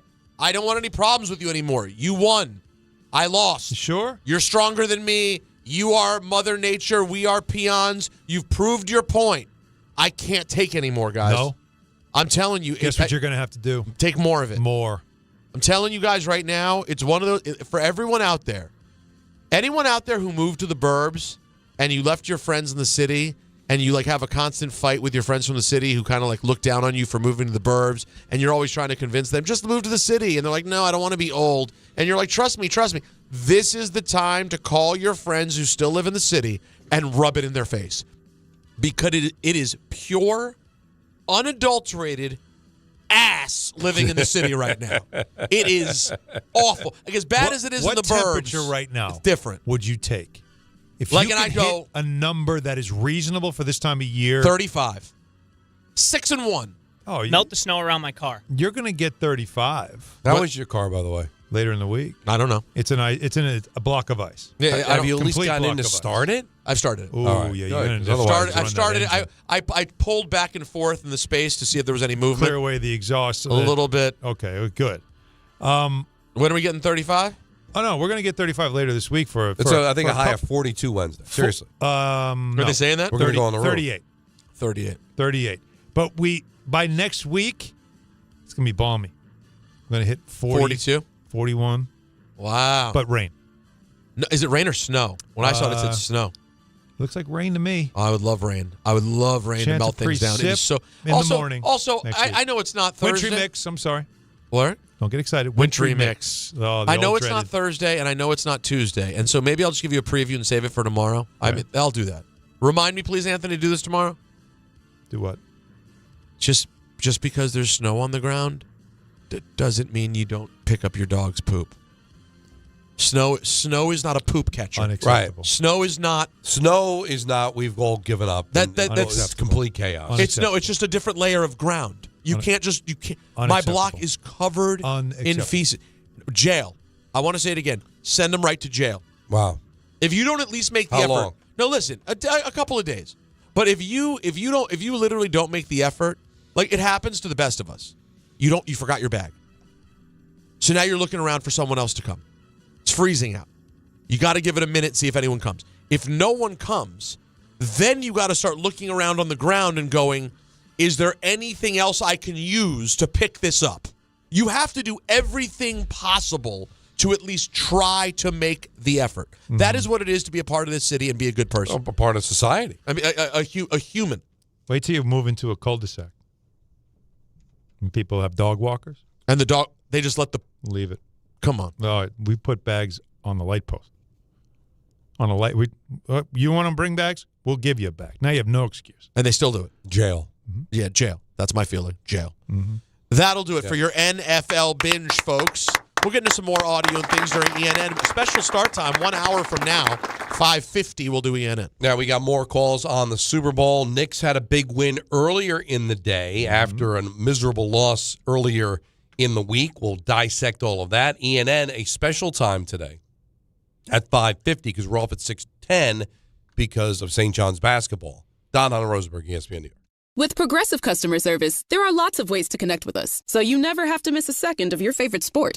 Because you'd much rather watch a ball go through a net 124 times in 48 minutes when you don't really have to pay attention until the last 2, and then somehow those 2 minutes will take an hour. You don't want to miss all that. Luckily, you can chat with Progressive on our app, online, or over the phone without missing a single one of those times the ball goes through the metal circle. Progressive Casualty Insurance Company, affiliates, and other insurers. Not available in all states or situations. Access to education changes lives.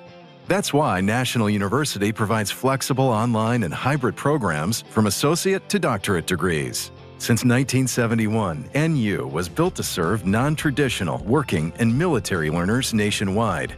NU understands the demands of work, family, and service. Each year, more than 130,000 learners trust National University to move forward. Visit nu.edu to learn more. More people trust their hearts to New York Presbyterian than any other hospital in New York. It's because New York Presbyterian has the most experienced cardiovascular doctors, treating a full range of heart conditions, from heart failure to valve repair, with the most advanced treatments. Find a doctor at nyp.org/heart. New York Presbyterian. New York Presbyterian Hospital, based on U.S. News & World Report 2025 to 2026 cardiology, heart, and vascular surgery rankings. Not all F words are bad. Some are actually great, like fast, free fiber for 4 months. Yep, switch to Optimum Fiber for as low as $25 a month. Plus, for a limited time, you can get 4 months free, HBO Max included for 1 year, and a 5-year price lock. Don't wait, this free fiber deal won't last long, and the fastest, most reliable, most consistent internet speeds await you. Call 888-4-OPTIMUM or visit Optimum.com/free today. Terms apply. See Optimum.com for details. So, should we split the bill? But math is the worst. Not all math, because with New York Lottery's extra multiplier scratch-off games, you can multiply your winnings up to 200 times. Wait, multiply my winnings? Yeah, you take your winnings, then multiply those winnings up to 200 times. So all of my winnings times 200? Yeah, that. Oh, I've always said math's the best. Play for chances to multiply your winnings 30, 50, up to 200 times. Prizes up to $5 million. Please play responsibly. Must be 18 plus. Gambling problem? Call 1-877-8-HOPE-NY or text HOPE-NY. Talk about stepping up. Bang! Bang! It's time to level up your game. Introducing the all-new ESPN app. All of ESPN, all in one place. Your home for the most live sports and the best championship moments. The electricity is palpable. Step up your game with no annual contract required. It's the ultimate fan experience. Level up for more on the ESPN app or at stream.espn.com. Sign up now.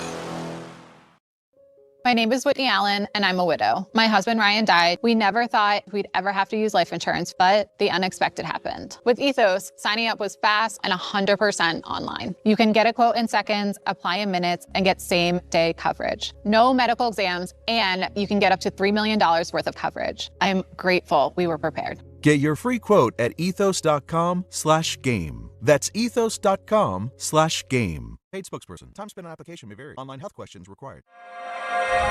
In the city that never sleeps and never stops talking sports, ESPN New York is always on.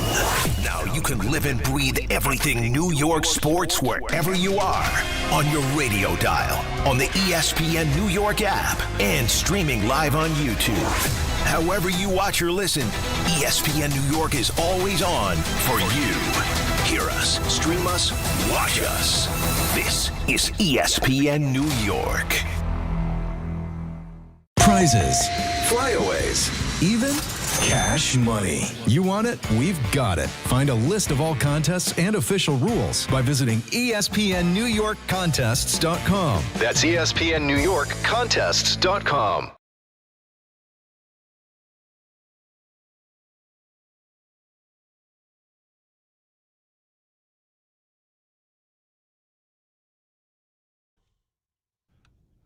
Oh, this would not be on my list, although it's good. It gets played at like every club. Not a huge fan. You don't like AC/DC? I like AC/DC, but I'm good Shook with Me this All one. Night Long is not your thing? No. She was a because fast machine? Because She it kept it got running commercialized. You She go to was the clubs back in the early 90s, and they would play this song. The DJ would play it. All the girls would go crazy. And it's like, it's kind of like Knocking ACD. me out with those American thighs. Nice. That's a bar. Everybody's Big bar. That's a bar. I'm good. Jake, that's a bar. No, that I is- love it. Right? That is stripper music if ever there was. Knocking me Right? out with those American thighs. That's saying something. It definitely is. Listen, for It's like the Brits coming over going, oh, and for a American guy women who, are different. For a guy who loves thighs, it's speaking to me. Double meaning? Oh yeah. No, I think it's just the one meeting. Yeah, just the one. Speaking of which, by the way, we're talking a lot about athletes. It's the bottom of the hour, for God's sake. I mean, they're saying Cardi B and Steph broke up during the game last night. If so, this is new uncharted territories of celebrity breakup we've never seen. She left the game, they're saying. Broke up mid-game. What could be going on during the game that you would break up? Another woman showed up in a better seat. He had another woman there that he invited. Apparently, though, there's a video. That would do it. Yeah, no, listen. You said, what is the one thing? That's it. That's probably a bridge too far. No, that would be the thing that, like, if you came out and they go, where's Cardi? And they go, she left. And you go, why? She found out you invited the other chick. You go, Yeah. Well, what are you going to do? What are you going to do? Now, there's a video moving around of a couple of days ago, and someone said, Cardi, do you have any words on the red carpet at an event? Cardi, do you have any words of encouragement for Steph in the game? And she just went, good luck, and kept walking. So it appears there's been trouble in paradise. She gone. But, like, this guy, they're going to study this guy. I would never see anything like this. There are people saying that he has more baby moms this year than receptions in the Super Bowl. We had 3. I think he has 4 baby moms this year. In a year. Yeah, just about. He's I think going it's for 4 this year. Cromartie's crown. And all at the same time. Around the same time. Cromartie's with his wife, though. I don't think Cromartie's I with think, all 10, I think, with I Cromartie's. think Cromartie was just unstoppable. For real? Yeah. She's the real MVP. No, then. oh, my my word. But yeah, we never. This The is deposit's nothing. It's the withdrawal. It was almost like he got her pregnant when she was already pregnant then. Damn. Basically. And did you guys see, while we're on this. Thank you, Jacob. I thought it was a gem. It was under the radar. I didn't hear something it. about depositing and returns. I said the deposit's one thing. It's the withdrawal that's really that's a something. big deal. Every Jacob's time. the only one that actually. Well, I've showed never any heard it love. referred to that well, way. Listen, Oh no, we heard it. Don worked in a bank, so he's got that kind of Everything lingo. all makes sense. Everything. Well, it's the pharmacy. Also, or lack thereof. While we're at it, yeah, maybe they should have stopped by Don's pharmacy. Oh no, that's too soon. Klay Thompson. I just want to say, God bless. Now what? No, he's with Meg Thee Stallion. Yeah. There are pictures of his birthday party. She got Bone Thugs and Harmony to perform at his birthday.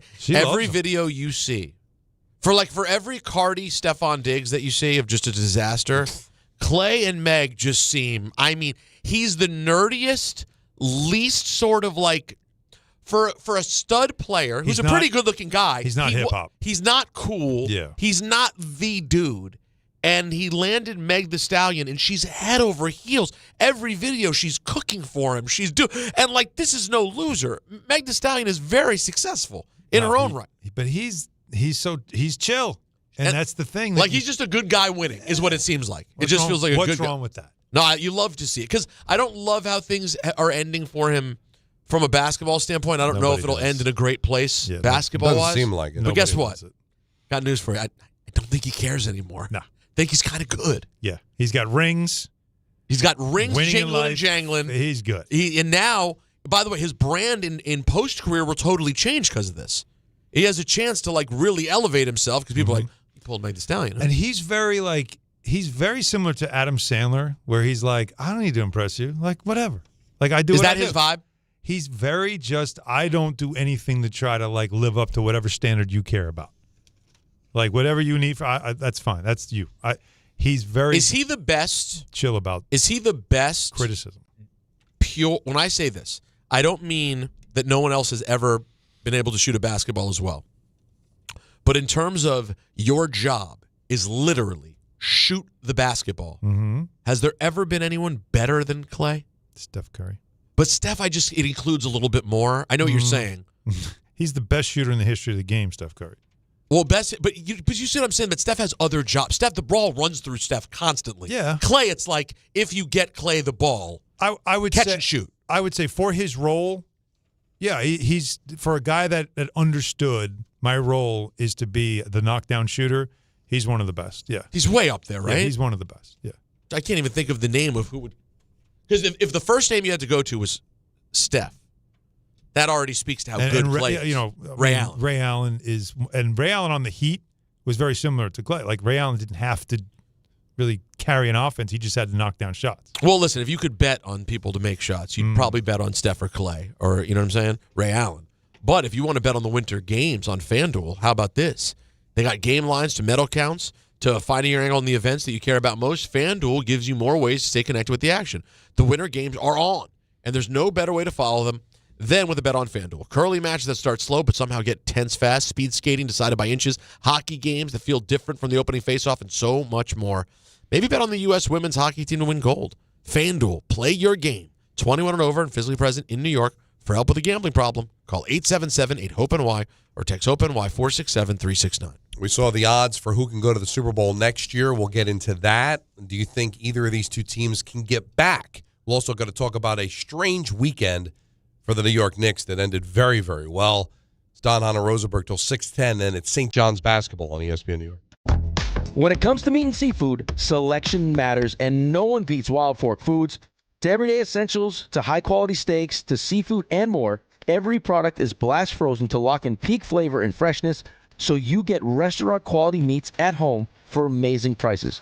Shop in person at 7 locations across Long Island and New Jersey, or you can order online for same-day delivery. It's easy, it's convenient, and the prices are wild. WildForkFoods.com. 1-877 Cards for Kids. KARS Cards for Kids. Ready to get rid of that old car? Donate it to Cars for Kids. Call 1-877-CARS-FOR-KIDS to reach a friendly live agent. Donation's super easy, and your car can be picked up as soon as tomorrow. Call us now, 1-877-CARS-FOR-KIDS. 1-877-CARS-FOR-KIDS. Donate your car today. Did you know you can donate real estate too? Guys, quick PSA, forgetting Valentine's Day flowers is not the move. Trust me. This is why I go to the Bouqs company every time. Bouqs delivers modern bouquets fresh to her door. Plus, with my code CANTY, you get 25% off. Bouqs flowers are cut fresh from the best farms in the world, so you get bigger, brighter blooms that last way longer. They've got incredible flowers, even roses grown on the side of a volcano. And the best part? Bouqs makes it easy. Pick the bouquet, the delivery date, and you're done. No last-minute panic. That's why Bouqs has over 50,000 five-star reviews. And listen, even if she says, don't get me anything, that doesn't mean no flowers.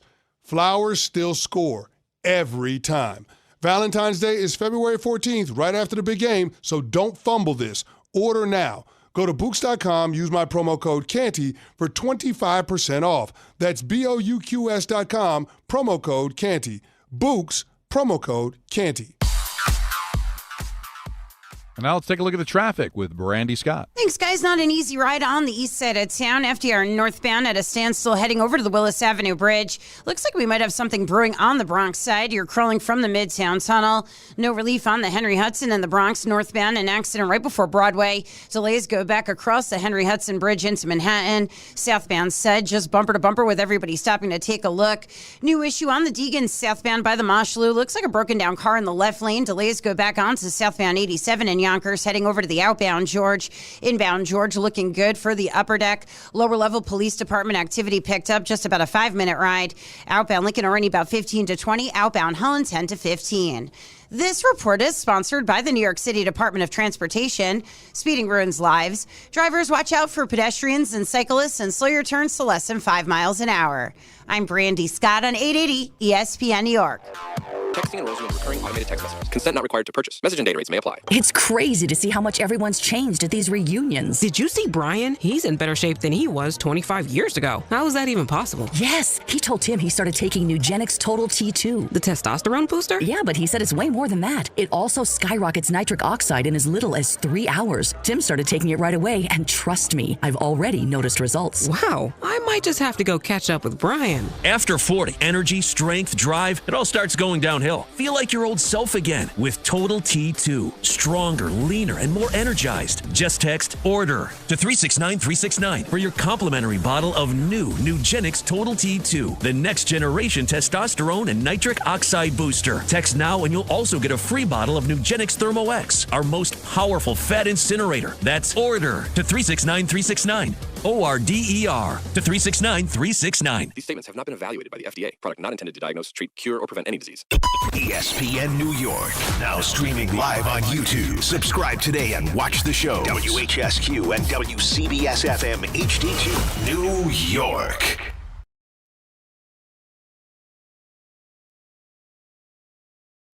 Game Time is brought to you by Tullamore Dew Irish Whiskey, because when it's game time... That's already Tully. I like that a lot. St. John's faces Xavier at MSG, with coverage immediately following us on 880 at 6:10, and the Nets host the Bulls at 7:30. Tullamore Dew, the original triple distilled, triple blended, and triple cast matured Irish whiskey. Be sure to grab a Tullamore Dew or try the new Tullamore Dew Honey during today's action. Glasses up to enjoying Tullamore Dew responsibly. So here are the odds to go to the Super Bowl next year. Again, it's folly. It's pre-draft. It's pre-free agency. Mm-hmm. It's stupid, but it's fun. Who has the highest odds? You mean the best odds? The best odds. To go back. To go back. To win it or to go? The NFL championship odds. So this is to win the Super Bowl. To win the whole thing. Mm. Yes. How about... win the whole damn thing. How about Philadelphia? I'm going Seattle. Philadelphia, their odds are 13-1. That's got to be pretty high. Okay? And that's fourth. They were actually third because there's a tie for first. Tie for first. Right. So there's a tie for first. I bet the Rams are in now that Stafford's back. The Rams are tied for first at plus 950. Seattle in there? And tied with Seattle. Wow. All right, we figured it out. Look at us. So who is the third? Third. Wait. So hold on. So you have the Rams, Seahawks tied at plus 950. They've got the Eagles at 13-1. But between the Eagles, Seahawks, and Rams, there's a team. Oh. And that team is 11-1. Is it the Chiefs? No. AFC team? It is a AFC team. Actually, looking at it, it's three. And then the Eagles are tied with two other teams at 13-1. Denver Broncos. Still 11-1. The Denver Broncos. The Denver Broncos. No, he's looking down the list. Yeah, now he's got to scroll. Oh, my God. Oh, my God. Wait a minute. Why am I? What the hell? Ding, ding, ding, ding, ding. Stop ding, it. Ding, ding, ding. I guess you're wrong. Broncos are 18-1. It's another AFC team. So they don't 1, believe 2, in the 3, 4, 5, 6, 7, 8, 9, 10, New England, 11. right? Can't be New England. New England is tied with two other teams with the Eagles at 13-1. So there's another team tied at 13-1. Buffalo is 11-1. So it's the Rams and Seahawks tied for first. I should have thought. Bills, Eagles, I'm mad at Ravens, Patriots at 13-1. I'm mad. I just both of these teams, the Ravens and the Bills. It's a team of such flux, though. They've new head coaches. How can you agree? It's stupid. Two rosters that Now I'm a little surprised here because then you've got the Lions and Packers at 14-1. Okay. Chargers and Chiefs 15-1. What? Niners 17-1. Broncos 18-1. Bears. Houston 20-1. Stop it. Jacksonville 22-1. Cincinnati and Chicago at 25-1. Give me the Bears at 25-1. Take them. Take them, because I was going to tell you. If not the Patriots and Seahawks, who? Because I said I don't think either of these teams are going back.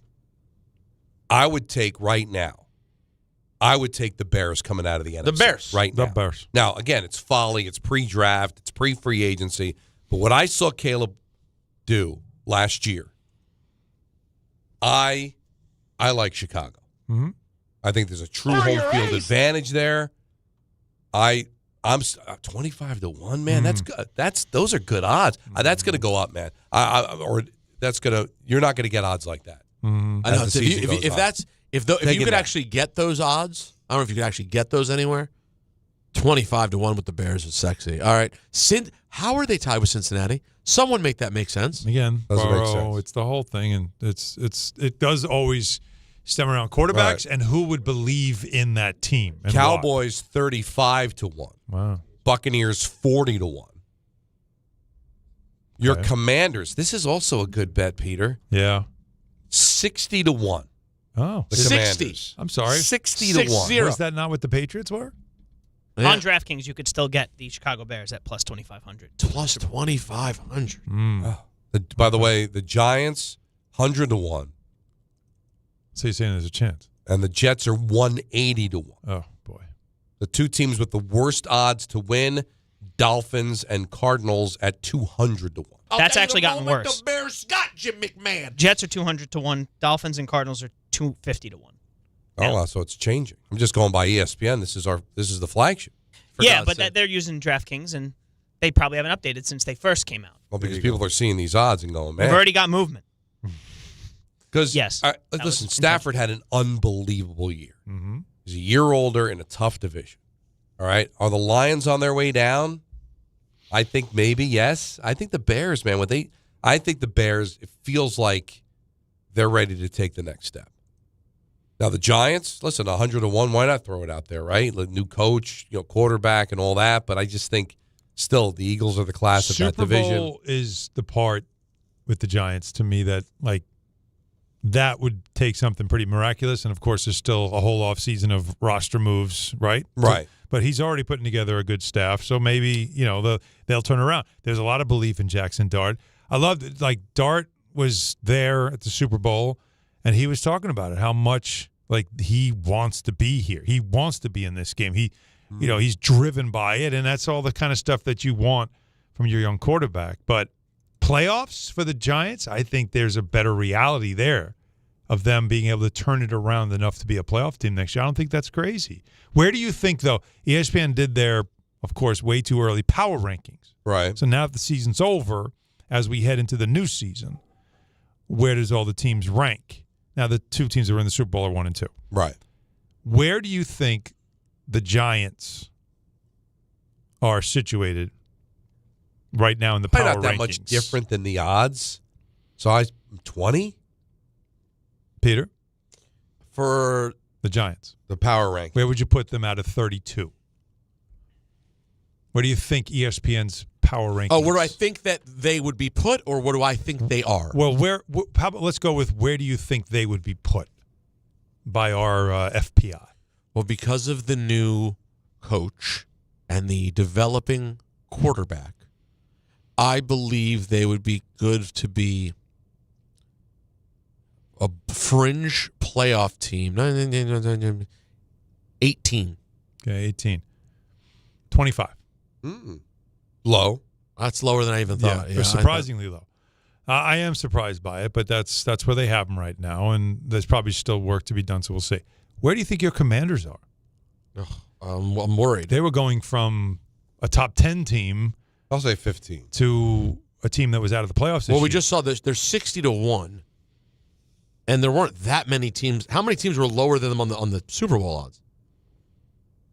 Were they like middle of the pack? The Commanders 60-1. That was about like middle of the pack, right? Kind of second half, right? Bottom it's half. lower. It's bottom half. Bottom half. Yeah. So well, they had the Giants at 25, the Commanders at 20. Nailed it. Wow, that's disrespectful. Well, listen, no one has any. They were terrible last year. It's hard, no one's imaginative, right? Like no one. You follow what you just saw. They saw the Commanders go to Detroit, win a playoff game, and then they go, all right, I think they're there. Yeah. Then the next year, the quarterback's hurt all year. They don't look very good. They make major changes across the board coaching-wise, except for the head coach. Now now everyone goes, oh, they're going to stink. They have the fifth most cap space, so there's a lot still to be decided about what the team actually looks like. All right, fifth most cap space, huh? Yeah, I'll take it. Let's see where we all think the Jets will be ranked in the power rankings. It's going to be. There's 32 teams. There are still 32 teams. So then I'm going to go ahead and put them at 30. 31. I thought they'd be at 32. Who do you think's at 32? Arizona? Like it's saying the Jets are the most embarrassing franchise in the sport, but they're not as bad as this team. Dolphins? No. Zona? Cardinals? Zona? Yeah. No. Raiders? No. Raiders are 30. Dolphins are 29. Cardinals are 28. You're forgetting one that is also historically Browns. Clown show. No, really? I don't know. I wouldn't have. With that defense, it's like, how can you think they're going to be that bad? They can't make any changes.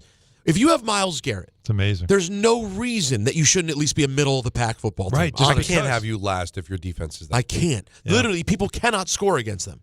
Yeah. The Jets, 4 of the top 44 picks in the draft, $80 million in cap space. But, of course, it's never been about that. It's always been about what are you doing with it, right? All right. So this is Darren Muji's show right now. They still need a quarterback. Now, and Kirk Cousins is available. And Derek Carr is talking about a comeback. And so if you put those two on the table, which way are you going? I mean, Cousins played more recently. At least he played, right. Now, Carr would have been the pivot if they decided not to go with Rodgers. He wanted to be here, but not with this. Not But then the this current shoulder coaching got staff. hurt. It ended up aging poorly on both You ends. worry about his durability, don't you? I don't know. More than Cousins. You're closer to it than me, Peter, because you had Cousins and Yeah. had success with Cousins. Mm-hmm. But I guess but you something just changed. want a quarterback and a guy that can win games. He's better than Tyrod Taylor. You don't. If you do draft a quarterback, you don't want him starting right away in all likelihood. I guess why not? It doesn't do very much, but of what's available, this feels like that's going to happen, right? A veteran quarterback. Cousins could work with the young guy. Now, not embarrass you. Cousins being released is the easier thing for the Jets to do. Carr is still, even though he retired, the Saints still own his rights. You'd have to do some type of compensation. Yeah, for why him. bother with that?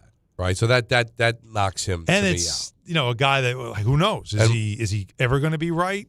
And So- if Murray shakes free and is just a free agent, would you rather have him than Cousins? Wow. If I got to give something to Arizona, then forget it.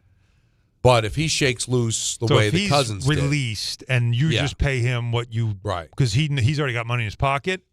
As much as it would make me crazy because I'm not a big fan of Kyler Murray, it's probably a better fit for you to go there. First of all, younger. Second of all, if you're sticking with Fields as well, you have two quarterbacks that can run, so you know exactly what you want to do with your offense, right? Right.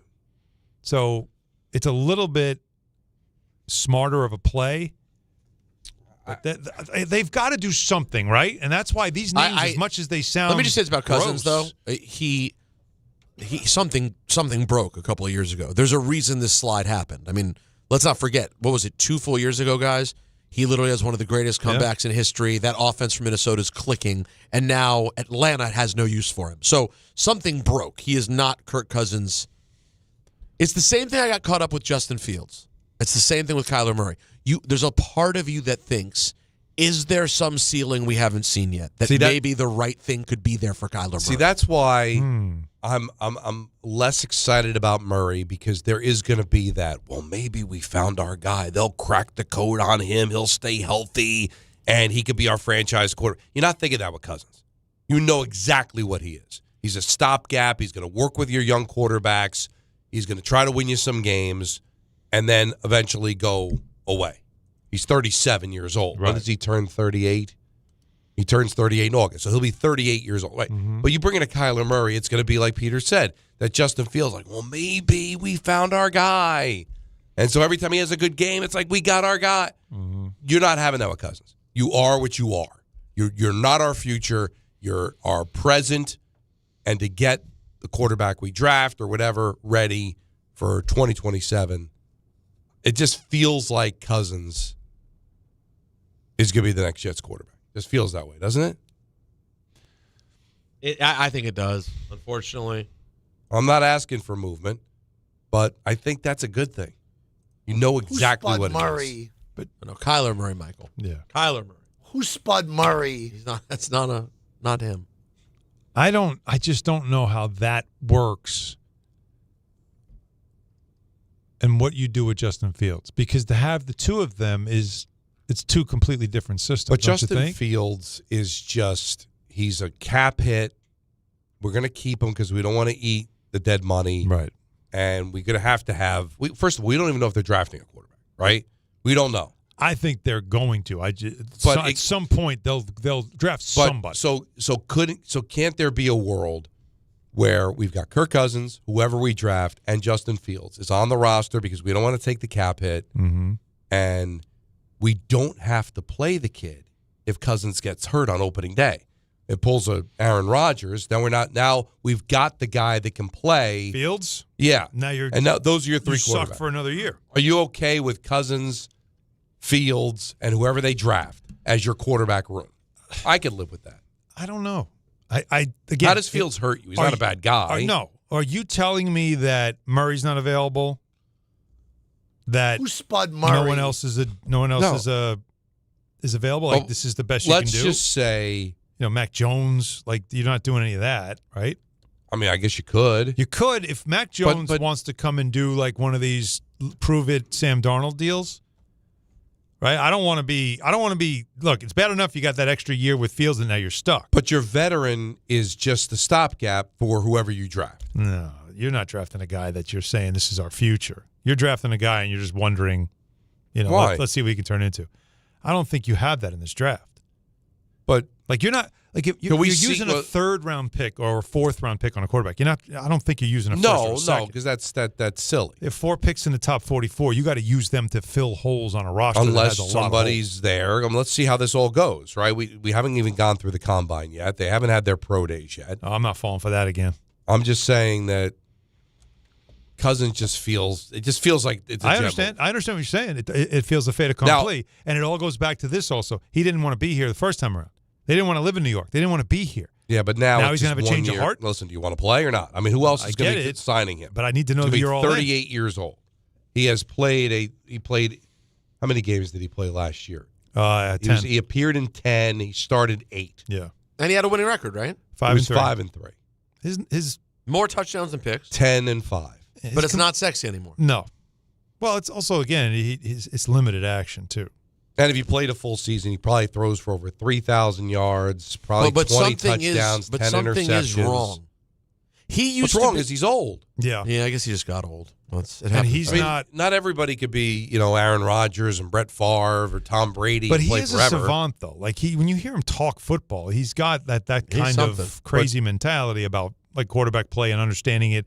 Like he does have that cerebral part of the game. I just know Kirk Cousins but I don't know very if he's well. Flacco. He's not Flacco. Flacco is not athletic in a traditional sense, right? Like he's obviously a great athlete. He's an NFL quarterback. Accurate as all hell. But he's just a big boy who can still chuck it. Yeah. Cousins' arm relies more on an innate athleticism that he had, and that has been failing him. That's you know better than anybody. I'm telling you, that's his arm. His throwing style comes from his athleticism. Okay. And he's not Joe Flacco. He's a different dude.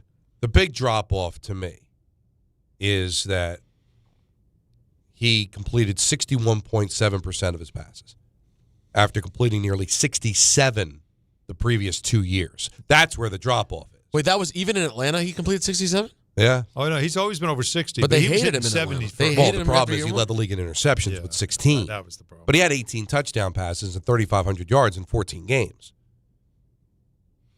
Now, you just said the key thing. Does he even want to be here? He didn't want to be here last time. No. But last time was, 3 years ago when he was coming off of throwing for 4,500 yards and 29 touchdowns. Mm-hmm. Now he's got his hat in his hand. That might be the only offer he gets. Because he'll likely start. There may be a team that offers him something and he'll be a backup. But with the Jets, he'll probably, if he's healthy, will start all 17 games, right? Does he want that? I like I said, I think the Jets might be more in tune with a Kyler Murray type situation. But if I agree with you, and I think that if he shakes free, if I got to give Arizona something, I'm good. Unless they can you do that in the NFL? Can they pay some of the salary, or is that just a baseball thing? It's complicated Because that has to be part of the deal. It'd have to take something. There's no way you're taking that whole or contract. you're just going to you can't do that. Right. They'll never be able to move. They'll just have to release him. Or he'll have to agree to do some kind of rework of the contract. Bart always used to tell me that the salary cap is really it's arbitrary because you can always rework deals, give you more guaranteed up front, and then you give us back years. But you got to pay the piper at some point, of course. And I'm not doing that for Kyler Murray. No, because if I go out there and win a championship, it's a different story. But if I'm just going to go 4 wins and I got to pay the piper down the road, I just don't know what's palpable. I really don't anymore because again, everything just makes you sick. Everything with the Jets just makes you feel like this is not going to work. Well, the whole conversation, I could argue we should have just replayed Bad Bunny's halftime. This was that bad? No. It wasn't boring. This is all the options you We're have just for the talking about second worst team it's the second worst team in the league, and they're in New York. And nothing good's going to happen from any of these situations, unfortunately. But I think that's what we had to discuss. Is we had to come up with the idea that there really isn't a great plan. There's nothing, which is why they're 31, which is I'm surprised, as you guys just said, they really should be 32. Because at least they have Myles Garrett. At least the Browns have something, someone. The Jets have nothing. Arizona's moving on from quarterback. Moved on from coach, too, right? Yes. And they're still ahead. Oh, yeah. Several Look, hey, look. Mickey Mouse's M, also Commander's colors. Alan? Yeah. I'm telling you. It's a sign. The script might be in. We might be back, baby. You're feeling this now, 60-1. I would love that. Throw it Get down. me back in the mix, baby. Let the boring game be my team playing. All right, it wasn't boring for Seattle fans. Wouldn't be boring for you. Exactly. 1-800-919-3776. Got to talk about the Knicks as well. Bad Friday, great Sunday. And I think the Sunday had a little bit more value. And something happened Sunday that I want to tell you about.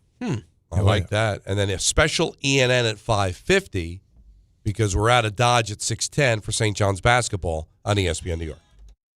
St. John's looks to follow up their impressive win over UConn when they host Xavier for their 10th win in a row. Coverage begins today at 6:10 on 880 ESPN and the ESPN New York app. Hey team, Wendy here. If you're looking to consolidate your high-interest credit card debt with a personal loan, take a look at SoFi's stats. A SoFi personal loan comes with low fixed rates, no fees required, and as soon as same-day funding. That looks good on paper, but SoFi also passes the eye test, having helped its members pay off over $33 billion in debt to date. Score. View your rate for a SoFi personal loan at SoFi.com/stats today. Loans originated by SoFi Bank, NA member FDIC. Terms and conditions apply at SoFi.com/stats. NMLS 696891. Time is valuable. That's why Lowe's Blueprint Takeoffs turn blueprints into quotes faster. Bring us your plans, and we'll generate itemized material lists to make quoting easier so you can get back to building. Plus, at the Lowe's Pro Desk, you get access to thousands of building materials not sold in store. And when your order's ready, we'll deliver everything to the job site. Improving is easy at Lowe's. Not all F words are bad. Some are actually great, like fast, free fiber for 4 months. Yep, switch to Optimum Fiber for as low as $25 a month. Plus, for a limited time, you can get 4 months free, HBO Max included for 1 year, and a 5-year price lock. Don't wait, this free fiber deal won't last long, and the fastest, most reliable, most consistent internet speeds await you. Call 888-4OPTIMUM or visit Optimum.com/free today. Terms apply. See Optimum.com for details. 1 in every 6 men is likely to be diagnosed with prostate cancer in his lifetime. That's why New York Presbyterian wants to remind men over 50 to book a prostate cancer screening. A simple blood test is all it takes. It could save your life.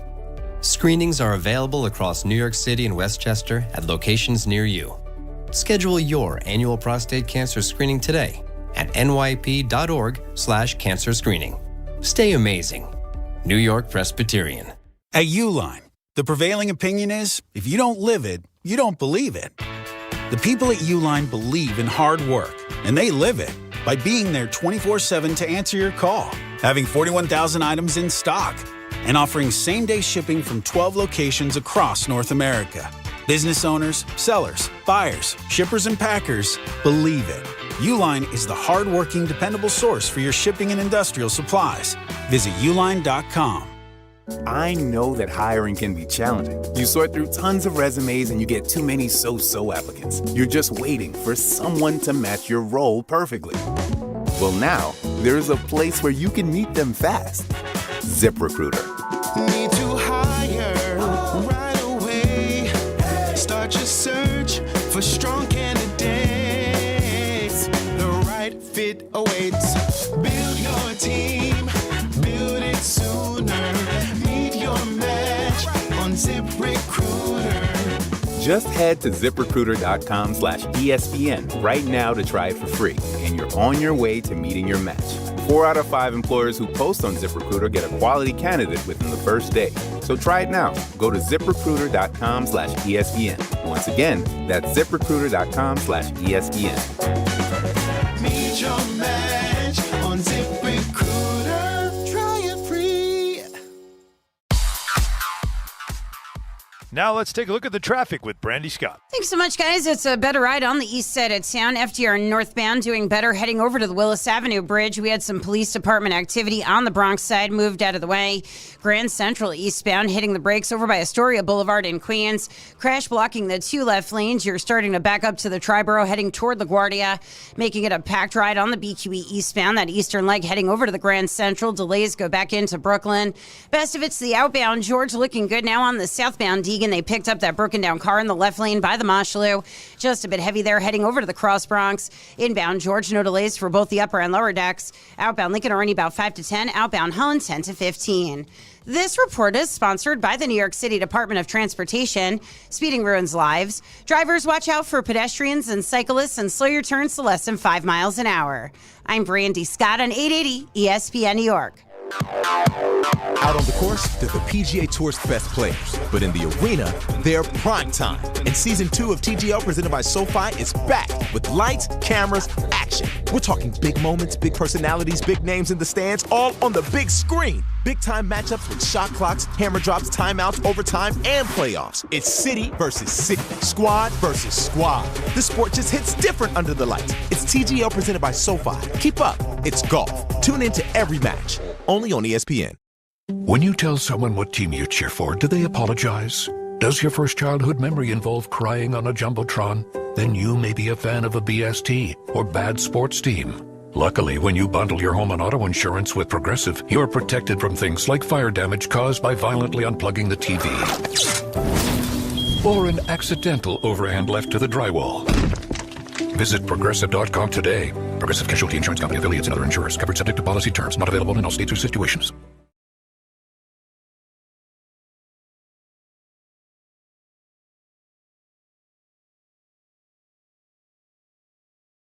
So last we talked to you on Friday, the Knicks were about to play the Pistons, and it's like, who's going to play? Pistons were coming off a miserable loss to Washington. Okay. So you knew it was a tough spot, but they got manhandled on Friday in Detroit. Mm-hmm. But they bounced back nicely on Sunday with a big win over the Celtics. Yeah, does that make – because now it's 9 out of 10. Does Friday become a one-off because that was the injuries? That's an angry Pistons team. Those angry Pistons team. And a shorthanded Knicks team. What are they so mad about? Well, because they had lost to the Wizards the night before. Right, no Towns, no Anunoby, and then Hart didn't play the second half of the game. But they started off. I mean, they lost from the first 5 minutes. It was just they couldn't make a three. That was a tough spot. Ugly game. Brunson, they had him in jail, so that was a bad. Listen, bad game. you never want to lose against a team that you could have to play in the conference finals by whatever it was 38 points. Yeah. It's never ideal. So they're minus 69 in 2 games against them.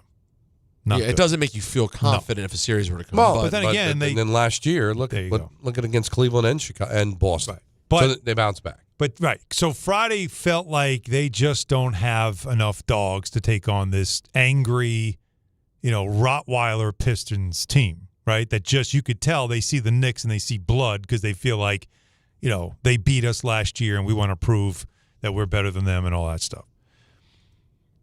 So then all of a sudden, what I saw on the court in Boston was the Knicks unleashed a Rottweiler, Jose Alvarado.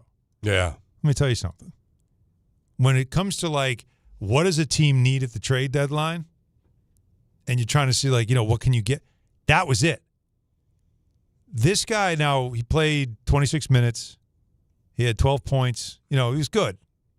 But what I saw was the type of game he plays, which is what he's about in New Orleans and stuff, right? Mm-hmm. So it's not like he had this one game where he was feeling it, his debut. This is who he is. But he changed the attitude of the Knicks, especially when Jaylen Brown was starting to kind of beast mode a little bit, getting into the paint. They couldn't make a three, but Brown kept them in the game because he could score at will going in the paint. And then Alvarado just started switching off on him, and he took an elbow to the chin, drew a foul. He got a strip on him in another situation. And then happened, corner, open three, he missed it. Celtics bench, mocking him, laughing at him. And Alvarado has this thing that where everybody's going to get used to, where he kind of plays possum in the backcourt. And so the other team now brings the ball up the floor. And then he runs behind you, almost like a pickpocket, and just smacks the ball away from you. You don't know he's there because you're not thinking. You're just bringing the ball up the floor. And he sprints behind, smacks the ball away, takes it for a layup, and turns around and looks at the Celtics bench, and now he's giving them. And the Knicks haven't had that kind of snarl. They haven't had that kind of attitude since Dante DiVincenzo left.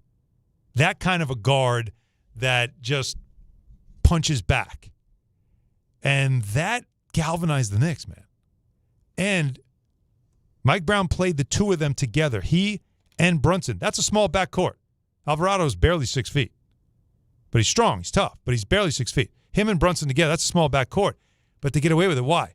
Because if you're trying to pick on Brunson and get him into switches, Alvarado sees it coming, and he's already got Brunson switching out, and he's covering for him. So now when the switch happens, guess who's on him? Me. Bulldog's on you, not my star. He's already has that instinct to protect Brunson, to take. There's something different about what he brings, which I think is going to help this team. And so that game, which really turned in the third quarter, when Brown was doing whatever he wanted, and then all of a sudden Alvarado had this impact that was just so noticeable. And then Brunson, by the fourth quarter, that's when he went Enter Sandman and just closed the deal. Fans were leaving the building, and all that was left were Knicks fans. And I've never heard in Boston, let's go Knicks chants as loud as that. Right. Not even after game 1 and 2. There were some Knicks fans up in Boston for the first 2 playoff games that they won, but nothing like that. Was a loud let's go Knicks chant in that building late in that game. So that trade, remember I always told you this, trades you make at the deadline that aren't headline trades, but in April or May, somebody can say, they got him at the deadline. What a great pickup that was. This could be one of them. Are the Celtics in trouble? Yes. I don't like what I saw from them because they're so reliant on the three-point shot. Oh, that sounds familiar. But this is different now when their talent isn't what it used to be. Right. Joe Mazzulla should win Coach of the Year because of how they just play so hard, right? But Jaylen Brown by himself, if you have somebody that can guard him or slow him down, they've got nothing else. Pritchard is really different. They put him back on the bench because they needed some scoring off the bench because when they made the decision to go get Nick Vucevic as his expiring contract and they moved off of Anthony Simons, who was giving them a lot of offense off the bench, now all of a sudden they got guys coming in the game and what are they supposed to do? So unless they're making their high-volume threes, which they can do, but unless they're knocking them down at a regular rate, they're going to struggle to win a playoff series. So it's a great story. They still are third place, tied with the Knicks, but they are still dead really heat good right now. But I just don't know. After they made moves that were more financially motivated than they were building up the roster, I don't know if they're going to be able to sustain this, and especially in a playoff. I could be wrong, but they looked mortal for a half against Miami on Friday, and then they looked mortal for most of that game on Sunday. Yeah, Cleveland's 2 back of the Knicks and the Celtics. The Raptors 2.5. And Cleveland right now, just got Harden, and Cleveland's going to be interesting to watch here. And the Pistons have the 5-game lead. I think they're going to win. They're a monster. They're going to win the conference. And listen, the Celtics, in all likelihood, I think everybody knows that even if they're playing well, Alan, the most likely thing is they push it as far as they can, and at some point, it's going to be too much for them to withstand. Yeah, but they could be annoying. It's about how annoying that. And this is a Celtic pride kind of year, especially Joe Mazzulla. Right. Because we all told them, well, there's no Tatum. They just got away from. They traded away all these guys, to save money. Yeah, they're tanking. They're not trying to win. And Joe Mazzulla's like, that's not what we're about. We're always trying to win. And so, to their credit, they've been extremely competitive this year. But I wouldn't, I really would be surprised. Any thought of a Tatum coming back and them making some kind of run this year, I think they're the team to worry about, of course, next season. Let's go to Moose in Jamaica. You're on ESPN New York. What's up, Moose? What's good, fellas? First things first, Don. When it comes to the greatest rock songs of the past, if we're not starting the conversation with "Stairway to Heaven," I can't have a serious conversation about music with you.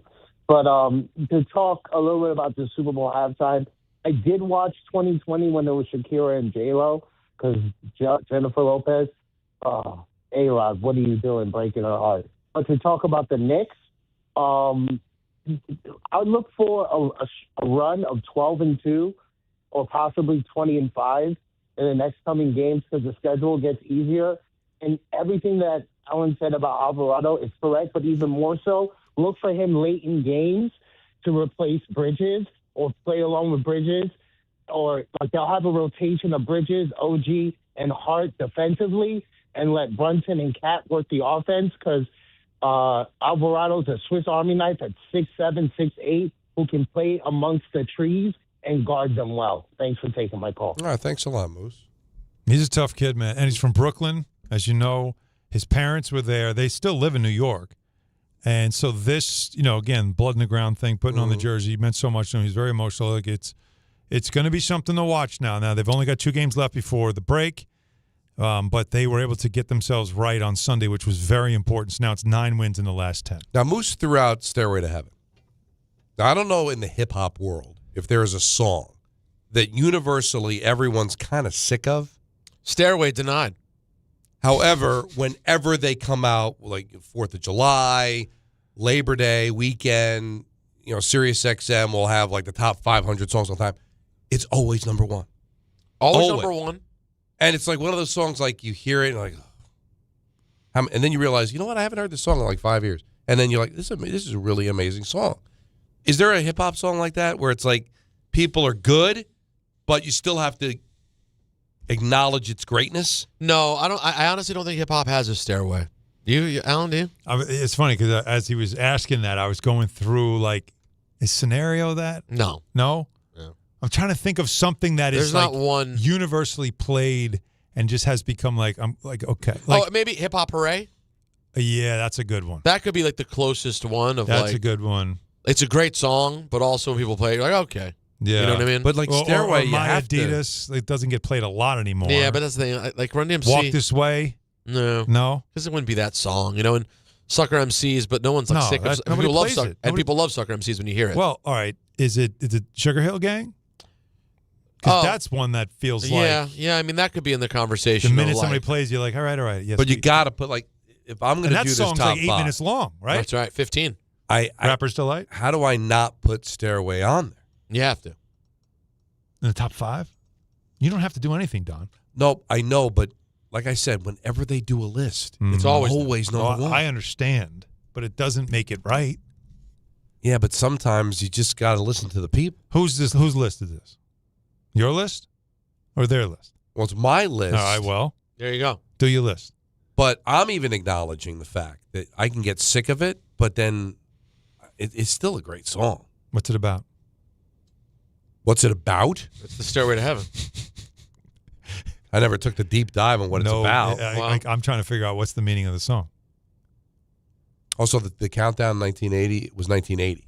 So it's had some old 79 songs. Yeah, that's a tough mix. Fool in the Rain from Led Zeppelin. I love that record. Punch it up, Oh, Jacob. yeah. Punch it up. It is such a departure for them, and it's such a fun song. It's even got a little it's a little bop to it. Little bop, yeah. You could sample that. Yeah, I wouldn't. He's good. I'm good. My two favorite Zeppelin songs are Going to California and That's the Way. Those are my two favorite. Going to California is a good one. Matt on the Upper East Side thinks he has a hip hop song. Oh, hey, you go. right. What do you got? Yeah, what's up, fellas? Yeah, I got a song for you. What about Hypnotized by Biggie? Well, I don't think anyone would ever say it's like the hands down great, like it would ever be number one on the list. But I do agree that it's a universally loved song that makes some people go, oh, okay. Although I always really liked it. But once you hear it again, you're like, oh, damn, this song is actually pretty fire. That's how I feel, too. I know some people who just, like, still are sick of Hypnotized. I feel like that's mostly because of the chorus. I feel like the biggie, biggie, biggie, can't you see? It just annoys people. But, like, I just think the Herb Alpert sample, it's just still a great beat to me. And Biggie's Biggie. Completely. Yeah, I feel that.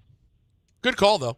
I don't hate that as a choice. That's not So bad. AI tells me Okay. that Stairway to Heaven is a complex allegorical song about a materialistic woman trying to secure her place in heaven through her wealth rather than spiritual growth. Interesting. Yeah, so it's living the wrong way and thinking that that's going to get you there. Dun, dun, dun, dun, dun. There's a lot going on in that song, but this is one of the greatest undertakings I've ever had. Oh, really? If I decide to do it. Wait, you might feel it's too heavy lifting in the middle of a season. I mean, you're in a break. This might be just what you need. I am going to get absolutely hammered. So what? For what? I'll Okay. get hammered with you.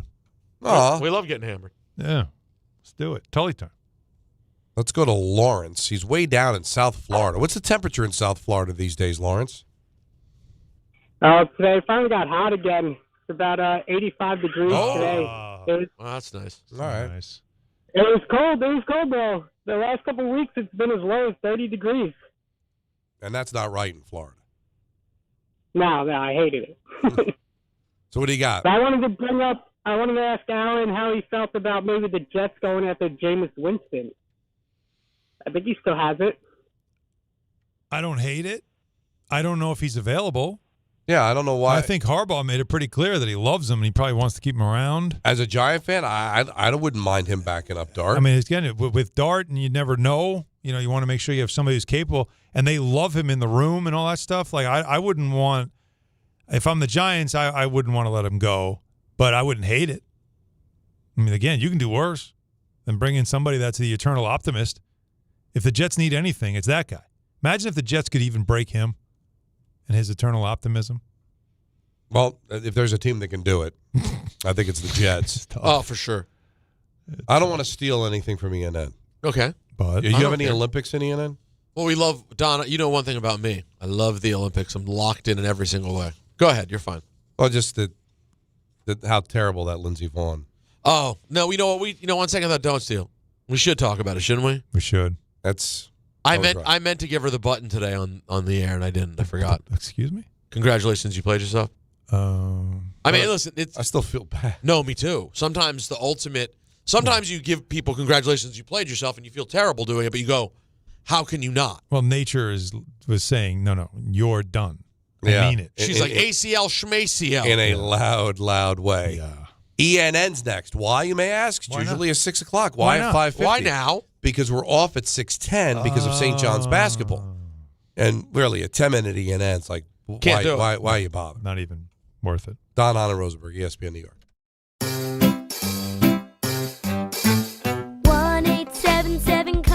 kids. K-A-R-S, Cars for Kids. 1-877 Cars for Kids.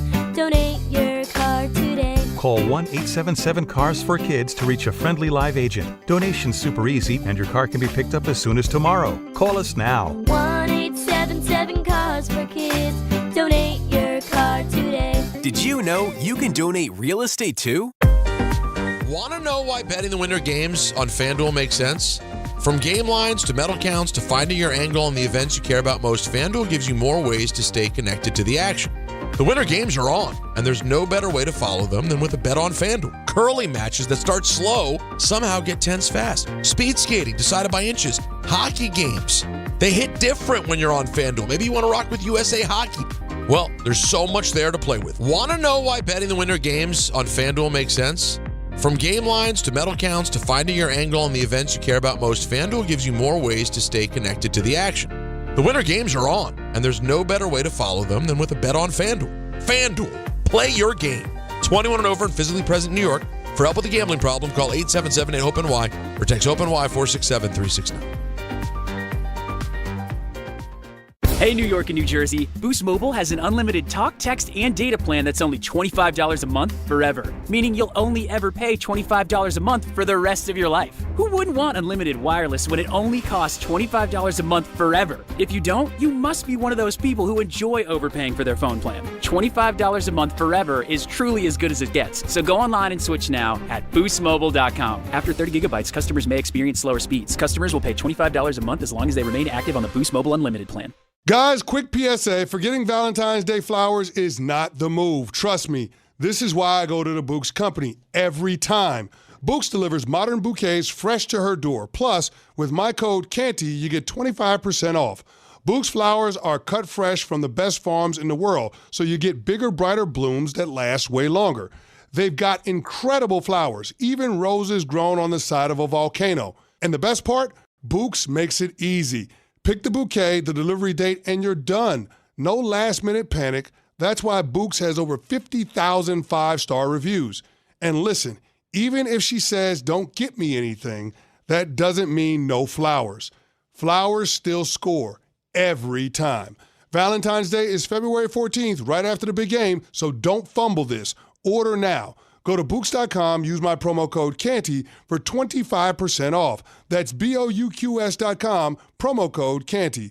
Bouqs, promo code CANTY. You remember what it feels like to move without thinking about pain? To get up, sit up, walk, work, or live without that constant ache? If neck pain, back pain, joint pain, or sciatica took that away from you, it's time to get it back. I'm Bart Scott. Dr. J. Shaw at Sandwell Pain is the guy you need. Ivy League trained, double board certified, no surgery, no scars, no long recovery, just precise, image-guided, non-surgical treatments designed to get you feeling strong again. With offices in Woodbridge, Livingston, and Inglewood, and most major insurances are accepted, there is no reason to wait. Go to SandwellPain.com. Relief is closer than you think. The following is a paid advertisement for the Wellness Company. Today we're talking cancer awareness, and I want to bring in someone with a really unique perspective, Dr. Kelly Victory. She's a board-certified emergency medicine physician with over 30 years of experience who serves on the chief medical board for the Wellness Company. And most importantly, she's a cancer survivor. Dr. Victory, thanks so much for being with us. Thanks very much for having me, Michelle. We've been hearing a lot lately about cancer rates rising, especially in younger adults, which is obviously pretty alarming. What are you seeing? Without question, cancer rates are rising across the board. And concerningly, we are seeing more aggressive cancers in people even in their 20s and 30s. That's scary for a lot of people. Is there anything that can be done to help alleviate that fear? And that is what led me to develop the new product Shield, because it is a group of more than 12 well-studied, scientifically proven supplements that help to supercharge your immune system, the first line of defense against cancer. To learn more, visit victoryagainstcancer.com and use promo code SMALLS to save $25 on Shield. Always consult your doctor to determine if this product is right for you. NBA fans don't just watch the game, they live it. So stream like you're courtside with NBA League Pass, your ticket to all the action. Watch your favorite team shine and catch the league's brightest stars and rising stars at the same time with multi-view on your favorite devices. From the plays you can't believe to the most live games and the drama that comes with it. If it happens on the court, it's happening on NBA League Pass. Only select out-of-market games available. Blackout restrictions apply. Additional charges and other conditions may apply. Visit NBA.com/subscriber agreement for full terms and conditions. Progressive presents ways to save money that aren't bundling your your home and auto insurance with Progressive. I can't believe the deal we got on these seats for the game. Wow, they must be pretty high up here. I think my ears just popped. Yeah, here, put this on. Is that an oxygen mask? An official team oxygen mask. Well, I can kind of see the field. Good, your senses are still sharp. You're going to need them for phase 2 of the ascent.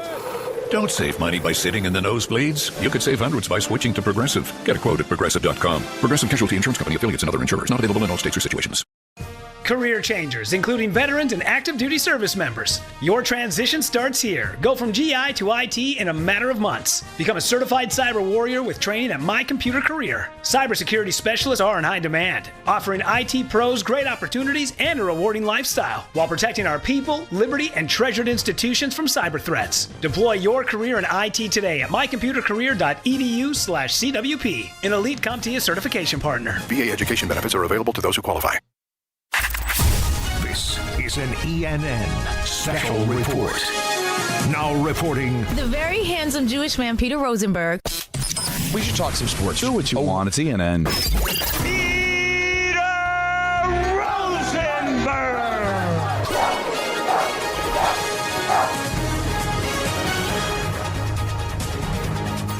Hi, everyone. How you doing? Good. What up?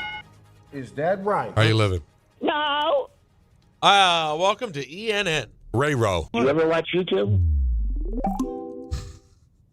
I would like to start off ENN tonight by saying good evening to all of us. I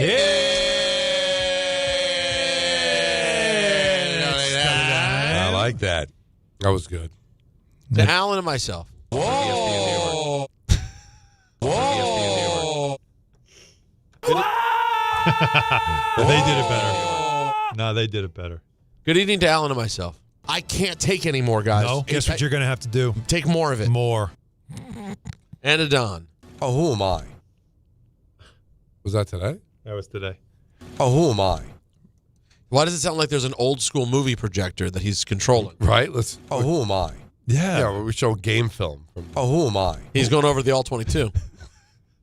Good evening to myself. Like birds of a feather, the Seahawks come down from the sky to grab 60. You could picture it, couldn't you? That would have been a better call. Thank you. Oh, I've got great news for everybody, guys. In what sense? This is big. How about the return of Adam Gase to football? The Chargers are bringing in the former Jet and Dolphin head coach as an assistant coach overseeing the passing game. He said he went from being a head coach to now he's a coordinator he's a non-official coordinator. He's 47. He has not coached in the NFL since he was fired by the Jets in 2020. You don't say. When they were 2-14. I drive a Dodge Stratus. Yeah, it's weird reading 47 as an age, knowing that's my next birthday. Right. But, like, what does it mean when I look at it on the paper? What does that connote to me? You know what I'm saying? Because you don't think of yourself and the age. No. 47. What the hell happened? Yeah. Oh, trust me. What happened? I got the speed limit coming this year. Coming at you fast, no pun intended. Not great. Well, a speed limit. Yeah, not there's more speed limit. Well, it's a very common The most one. common speed limit. Michael hit the speed limit. Yeah. Well, there's still one more. Yeah. Not 75? Not in the tri-state. In the Midwest. You'll see a 75 on a big open I've seen, highway. Yeah, 70. Yeah. I-95, once you get down below the Mason-Dixon, Yeah. you're going to see 70. You'll see a 70, 75. Absolutely. Sure. Well, life is a highway. You know what I mean? I want to ride it all night long. You think they're really talking about life? Yes. Probably. Life is a highway. Cochran, right? What was his first name? Johnny. No, it's not Johnny. Johnny Cochran. If it doesn't fit, you must have quit. And life is a highway. I want to ride it all night long. He did it all. What a career when you think about it. He defended everybody. OJ, MJ. I know it is Rascal Flatts, but I think it's Tom Cochran. Yeah, he was in Red Rider. That was the band he was in. By the way, Anthony is an interesting guy, isn't he? Well, no, he's from like the heart of Italian Brooklyn. Right. Yes. And then he's like, The version I know is the Rascal Flatts. Right. Like, what? Well, I was alive and it was in Cars. The guy I know, but still, you are a country guy at times. The guy that's wedding song is gets to be a buzz sound. I don't understand. I don't get it. Because he doesn't music and he Doesn't like has music. he doesn't like music. It's going to have static. I don't think Anthony doesn't like music. Doesn't like it. Doesn't like music. Doesn't care for it. He doesn't care when we get into it. I don't think he hates it. He's not But protesting he likes against it. he likes a country song. The fact that you did the Rascal Flats, like the way you did that. You mean that I gave him like Kind of like when Alan stroked out last week. Hey, it's me, Anthony Pusicki. Yeah. And I Like love the Rascal Flats. Oh. Sure. Oh. Oh, you don't like the Rascal Flats? Oh. Right. You can go scratch. Speaking of people. If he was that bad. That's right. Let's hear from Jackson Dart and Cam Scatterboo. They were at the Super Bowl. Sure. How about some expectations for next season? What are your expectations for next season? We're going to win a lot more, that's for sure. Hopefully not be sitting in these seats and be in the locker room right now practicing or doing meetings. You want to win a Super Bowl next season? We don't want to. We're going to. Yeah. Sure. I mean, you got to say it. You don't know. No, we hope to. I love that. You don't. Because we always did that when like Rex would predict winning the Super Bowl. What do you want him to say? How about nothing? Yeah. Don't say that. That's a good strategy. No, you could say, I think hopeful's the way to go. Lay out. Hey. I hope we're here. That's the plan. That's the plan. Oh, we're going to. All right. Cool. Listen, But that's not their personality. I hope you're right. This is their personality. Right. We want the ball, and we're going to win, and we're going to score. Since we're on the Giant subject, I just want to throw out a condolence to the family of Ray Handley. Ray Handley passed away. Really? I At didn't the even age see of 81. Now, listen, he's a punchline as far as head coach, but he was also on the championship team in 1990, running backs coach. So he contributed a lot to the Giants' success, just not as a head coach. It was a tough 2 years. Although I'll tell you, I put Ray Handley's numbers up against the previous, 3 coaches before Dable, right? Yeah. Not saying much, but better than Shermer, better than McAdoo, and well, the other guys certainly that better lasted than 2 Judge. years, right? I mean, McAdoo did have an 11-win season, but you know what I mean. Would you It's say like he's not the worst 2-year Giant coach? Ray Handley? Yeah. Or no? Yeah. He's not. But he again, the thought of him as a Giants coach is one. Well, because you win a Super Bowl, right, and then you go 8-8 and then 6-10. That's Parcells not good. moves on, right? But I take 8-8 and 6-10 over the last few Oh my years. God! Right? Wait. First of all, as a Jets fan, can you? Well, if you no, give you me don't that, count. If you asked me, would you take that for the next 2 seasons? Oh my God, yes. If you're a Jets fan, you'll take the Lindsey Vonn's performance at the Olympics this year. Ouch. Speaking of which, that felt like the Rodgers era. It did. That is a great point. Rodgers was Lindsey Vonn. Her defiant bid to win the Winter Olympics downhill at the age of 41. Wow, right around Rodgers' age. Huh? Yeah, how about that? On that rebuild right knee and a badly injured left knee, ended on Sunday in a frightening crash that left her with a broken leg, and she had to be taken off the mountain by a rescue helicopter. Guys, I'm no expert on the Winter Olympics or certainly skiing. Correct me, though. If they remove you in a rescue helicopter, does that usually mean it didn't go the way you hoped? Yeah, that's I would say yes. Yeah, There's no victory helicopter. They come and get you anyway. No, it really was. If you haven't seen it, it's a super troubling video to see. But she's okay, and she's going to have surgery. But right out of the gate, she lost control, clipping a gate with her right shoulder and pinwheeling down the slope before ending up awkwardly on her back, skis crisscrossed. This was every bit of why I don't ski. She's going to need multiple surgeries. It's multiple surgeries? A tibia fracture. Tibia and what else? Or just multiple on the tibia? I think it's multiple on the tibia. Gonna need That's the worst. Yeah. I haven't seen the crash yet. Really? You haven't seen it? It's not sucks. great. It's not great. Yeah. And like she's just getting going and they're singing her praises, and then you see, and this is where you can get into a debate. Anthony was saying, well, that's how she often, this is her style. Mm-hmm. And then there are people who obviously feel that maybe she was compromised or at least thinking about the torn ACL. Either way, she just you can see her kind of lose control of her body immediately and goes flying. It's terrifying. It's terrifying. I don't know if you can imagine downhill skiing and then completely losing control. Not that speed. I'm good. But it is sad. But I respect the fact that she didn't go out saying, well, I hurt my knee, I'm done. She went out and said, if I'm going to crash and burn, I'm crashing and burn. I'm going down in flames. I respect it. Oh, no, you have to respect. That's not it, Don. No, I was like, that can't be it. No. They're not showing it on social media. No, it's there. No, you know what? That video can only be shown. Oh, because it's the Olympics. It's exclusive to like NBC. Like you have to go to their exclusive because people have tried to share it and then the video. But at the same time, Don's also still trying to look up the picture of Joe Burrow's date from the Super Bowl. What do you want me to do? It was Sophie. I showed him. Sophia. Yeah. No, Sophie that's B. Sophia. Hawkins. That's no, E. I'm sorry, but I did. It's not. See, it's not just math, Alan. It's spelling too. You calling me a dope? I get it. No, I am. What are you people? I'm clearly the dumbest person on this show. But how's it working out? They have me lead that way. If something bad happens, I'm the first to die. He said Sophie. Sophia. Sophie. Oh, I'm lucky I made it there. Guys, by the way, you're listening to Don, Hahn, and Rosenberg on WHSQ, WCBS FM HD2 here in New York City. And ENN, of course, is brought to you by our friends at Ramsey Mazda. Yes. Adam Schefter on with Pat McAfee earlier. Let's talk about the future of old Kirk Cousins. I asked Kirk about Minnesota last week, and I didn't get a no, but I didn't get a yes. Like, it's possible, but there's a lot of things out there that are possible with him. I think he'd like to play, but he's going to consider all his options. That could include TV. That could include retirement, business, whatever it is that he wants to do. He'll have the option to doing it. I'm going to say this in all respect. That was a fruitless conversation. Oh, no. Because Kirk didn't tell you anything. He could do TV. He could retire. He may not retire. He could go back to Minnesota. Could play for several different teams.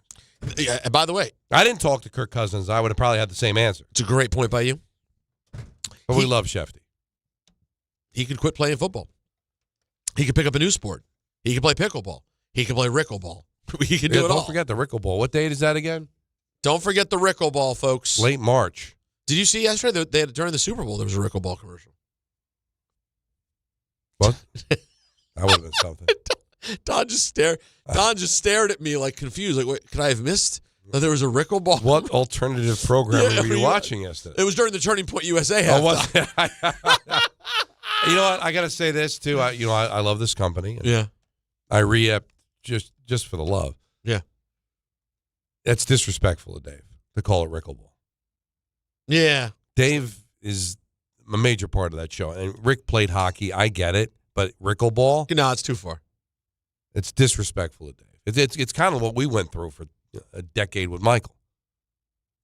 Yeah, it shows. It shows the where K everyone's show this, the K show that, Michael this, Michael that. It shows where everything's. But we were. But Dave is every bit Rick. And Rick every bit Dave. That's a 50-50 deal, man. Yeah. Well, but hold on. Why is it? Is there a reason it's called Rickleball? It probably makes sense. But Anthony, is there some like reason to it? Like Rick has gotten more into it, or it's about Rick? And it's a play on pickleball. Both Rick and Dave are good. Remember, the last time we did this, it was against Amani and Anita. Yeah, and they won. Right. Oh, yeah. But, Rickleball, pickleball. Now, Dave has the joke in the promo that says, if my name was Dave Pickleball, it still would be called Rickleball. Probably true. It tells you. See, that's the point. Where his head's at. Why, I'm with him. Why isn't the event called, it should be called Dave and Rickleball or something? Oh. There's got to be some way to include his name. Dave and Rickleball, it doesn't hit quite as well. But let's be honest. Let's not act like Rickleball is that, I think there's other things they could have come up with. I think we spent time on that. Listen, let's be honest. At ESPN, the former athlete is God. That's right. We are just very lucky to be in their presence. And you could hear it, by the way, in the Schefter cut. Maybe he'll do TV. Why is it that every person who's capable of throwing a ball, you're just sure that you put microphone in front of their face and they're going to be gold on TV? But he was really good. What? In the championship week. He was fine. I thought he was good, no? I mean, really good? Well, you just mentioned you could put anybody could jump on a microphone. Better than a lot of the ones they throw out there. Well, last night, for example, the NBC X player spot that they have, with the exception of when the game gets started, I think Tirico and Collinsworth are terrific. Of course. But man, they're pre and post. Besides Maria Taylor, who's like a complete pro, sure, it just feels like a lot of amateur. The other athletes, and I've never been a Dungy or Harrison guy. Out fully, always have been. Always seeing Rodney Harrison cry about Coach Belichick actually made me get physically, I felt joy. Serotonin pulsed through my veins to see a Patriot cry over Bill Belichick's snubbing right before getting trounced. Let's take a moment. If you are someone who hates the Patriots, even though we don't think of them, as Don pointed out astutely earlier, it didn't feel like the Patriots of yesteryear. But just to know that the Patriot fan yesterday, just to know that they got it shoved right in there, you know what? It was nice. It's not their fault. But before the whole Parcells and Belichick thing, where was New England among the four teams in Boston? Oh, dead last. What? And I'm not mocking. It would happen here too. You start winning, and of course you can become popular. But what percentage of Bostonians 30 years ago had the Patriots as their number one team? Nobody. Zero. Except for probably some obsessed football people, but very few. No, I'm not saying they weren't popular in Boston, but I think they were four. Oh, I agree. I spent a lot of time in Boston in those days. And listen, you win. Of course, you're going to gain popularity, but how many of those guys, they're all in their 30s and all they've seen is winning? I say this with, there are people I know that are fans of all the teams in New York, the four teams. They love the Yankees, the Knicks, the Giants, and the Rangers, okay? The Yankees are number one for them because the Yankees are the one guarantee, right? They're going to win every year. Every year they're going to be in contention. And that's going to drive you to say, I'm more of a Yankee fan. That's right. If the Giants, back when the Giants were winning Super Bowls in 86 and 90, probably the Giants were number one, and the Yankees might have been third. Well, this is what happens. So either way, I took joy. The point is, there's some joy for those people whose whole life has been winning. It was fun. And that'll do it for ENN, brought to you by Ramsey Mazda.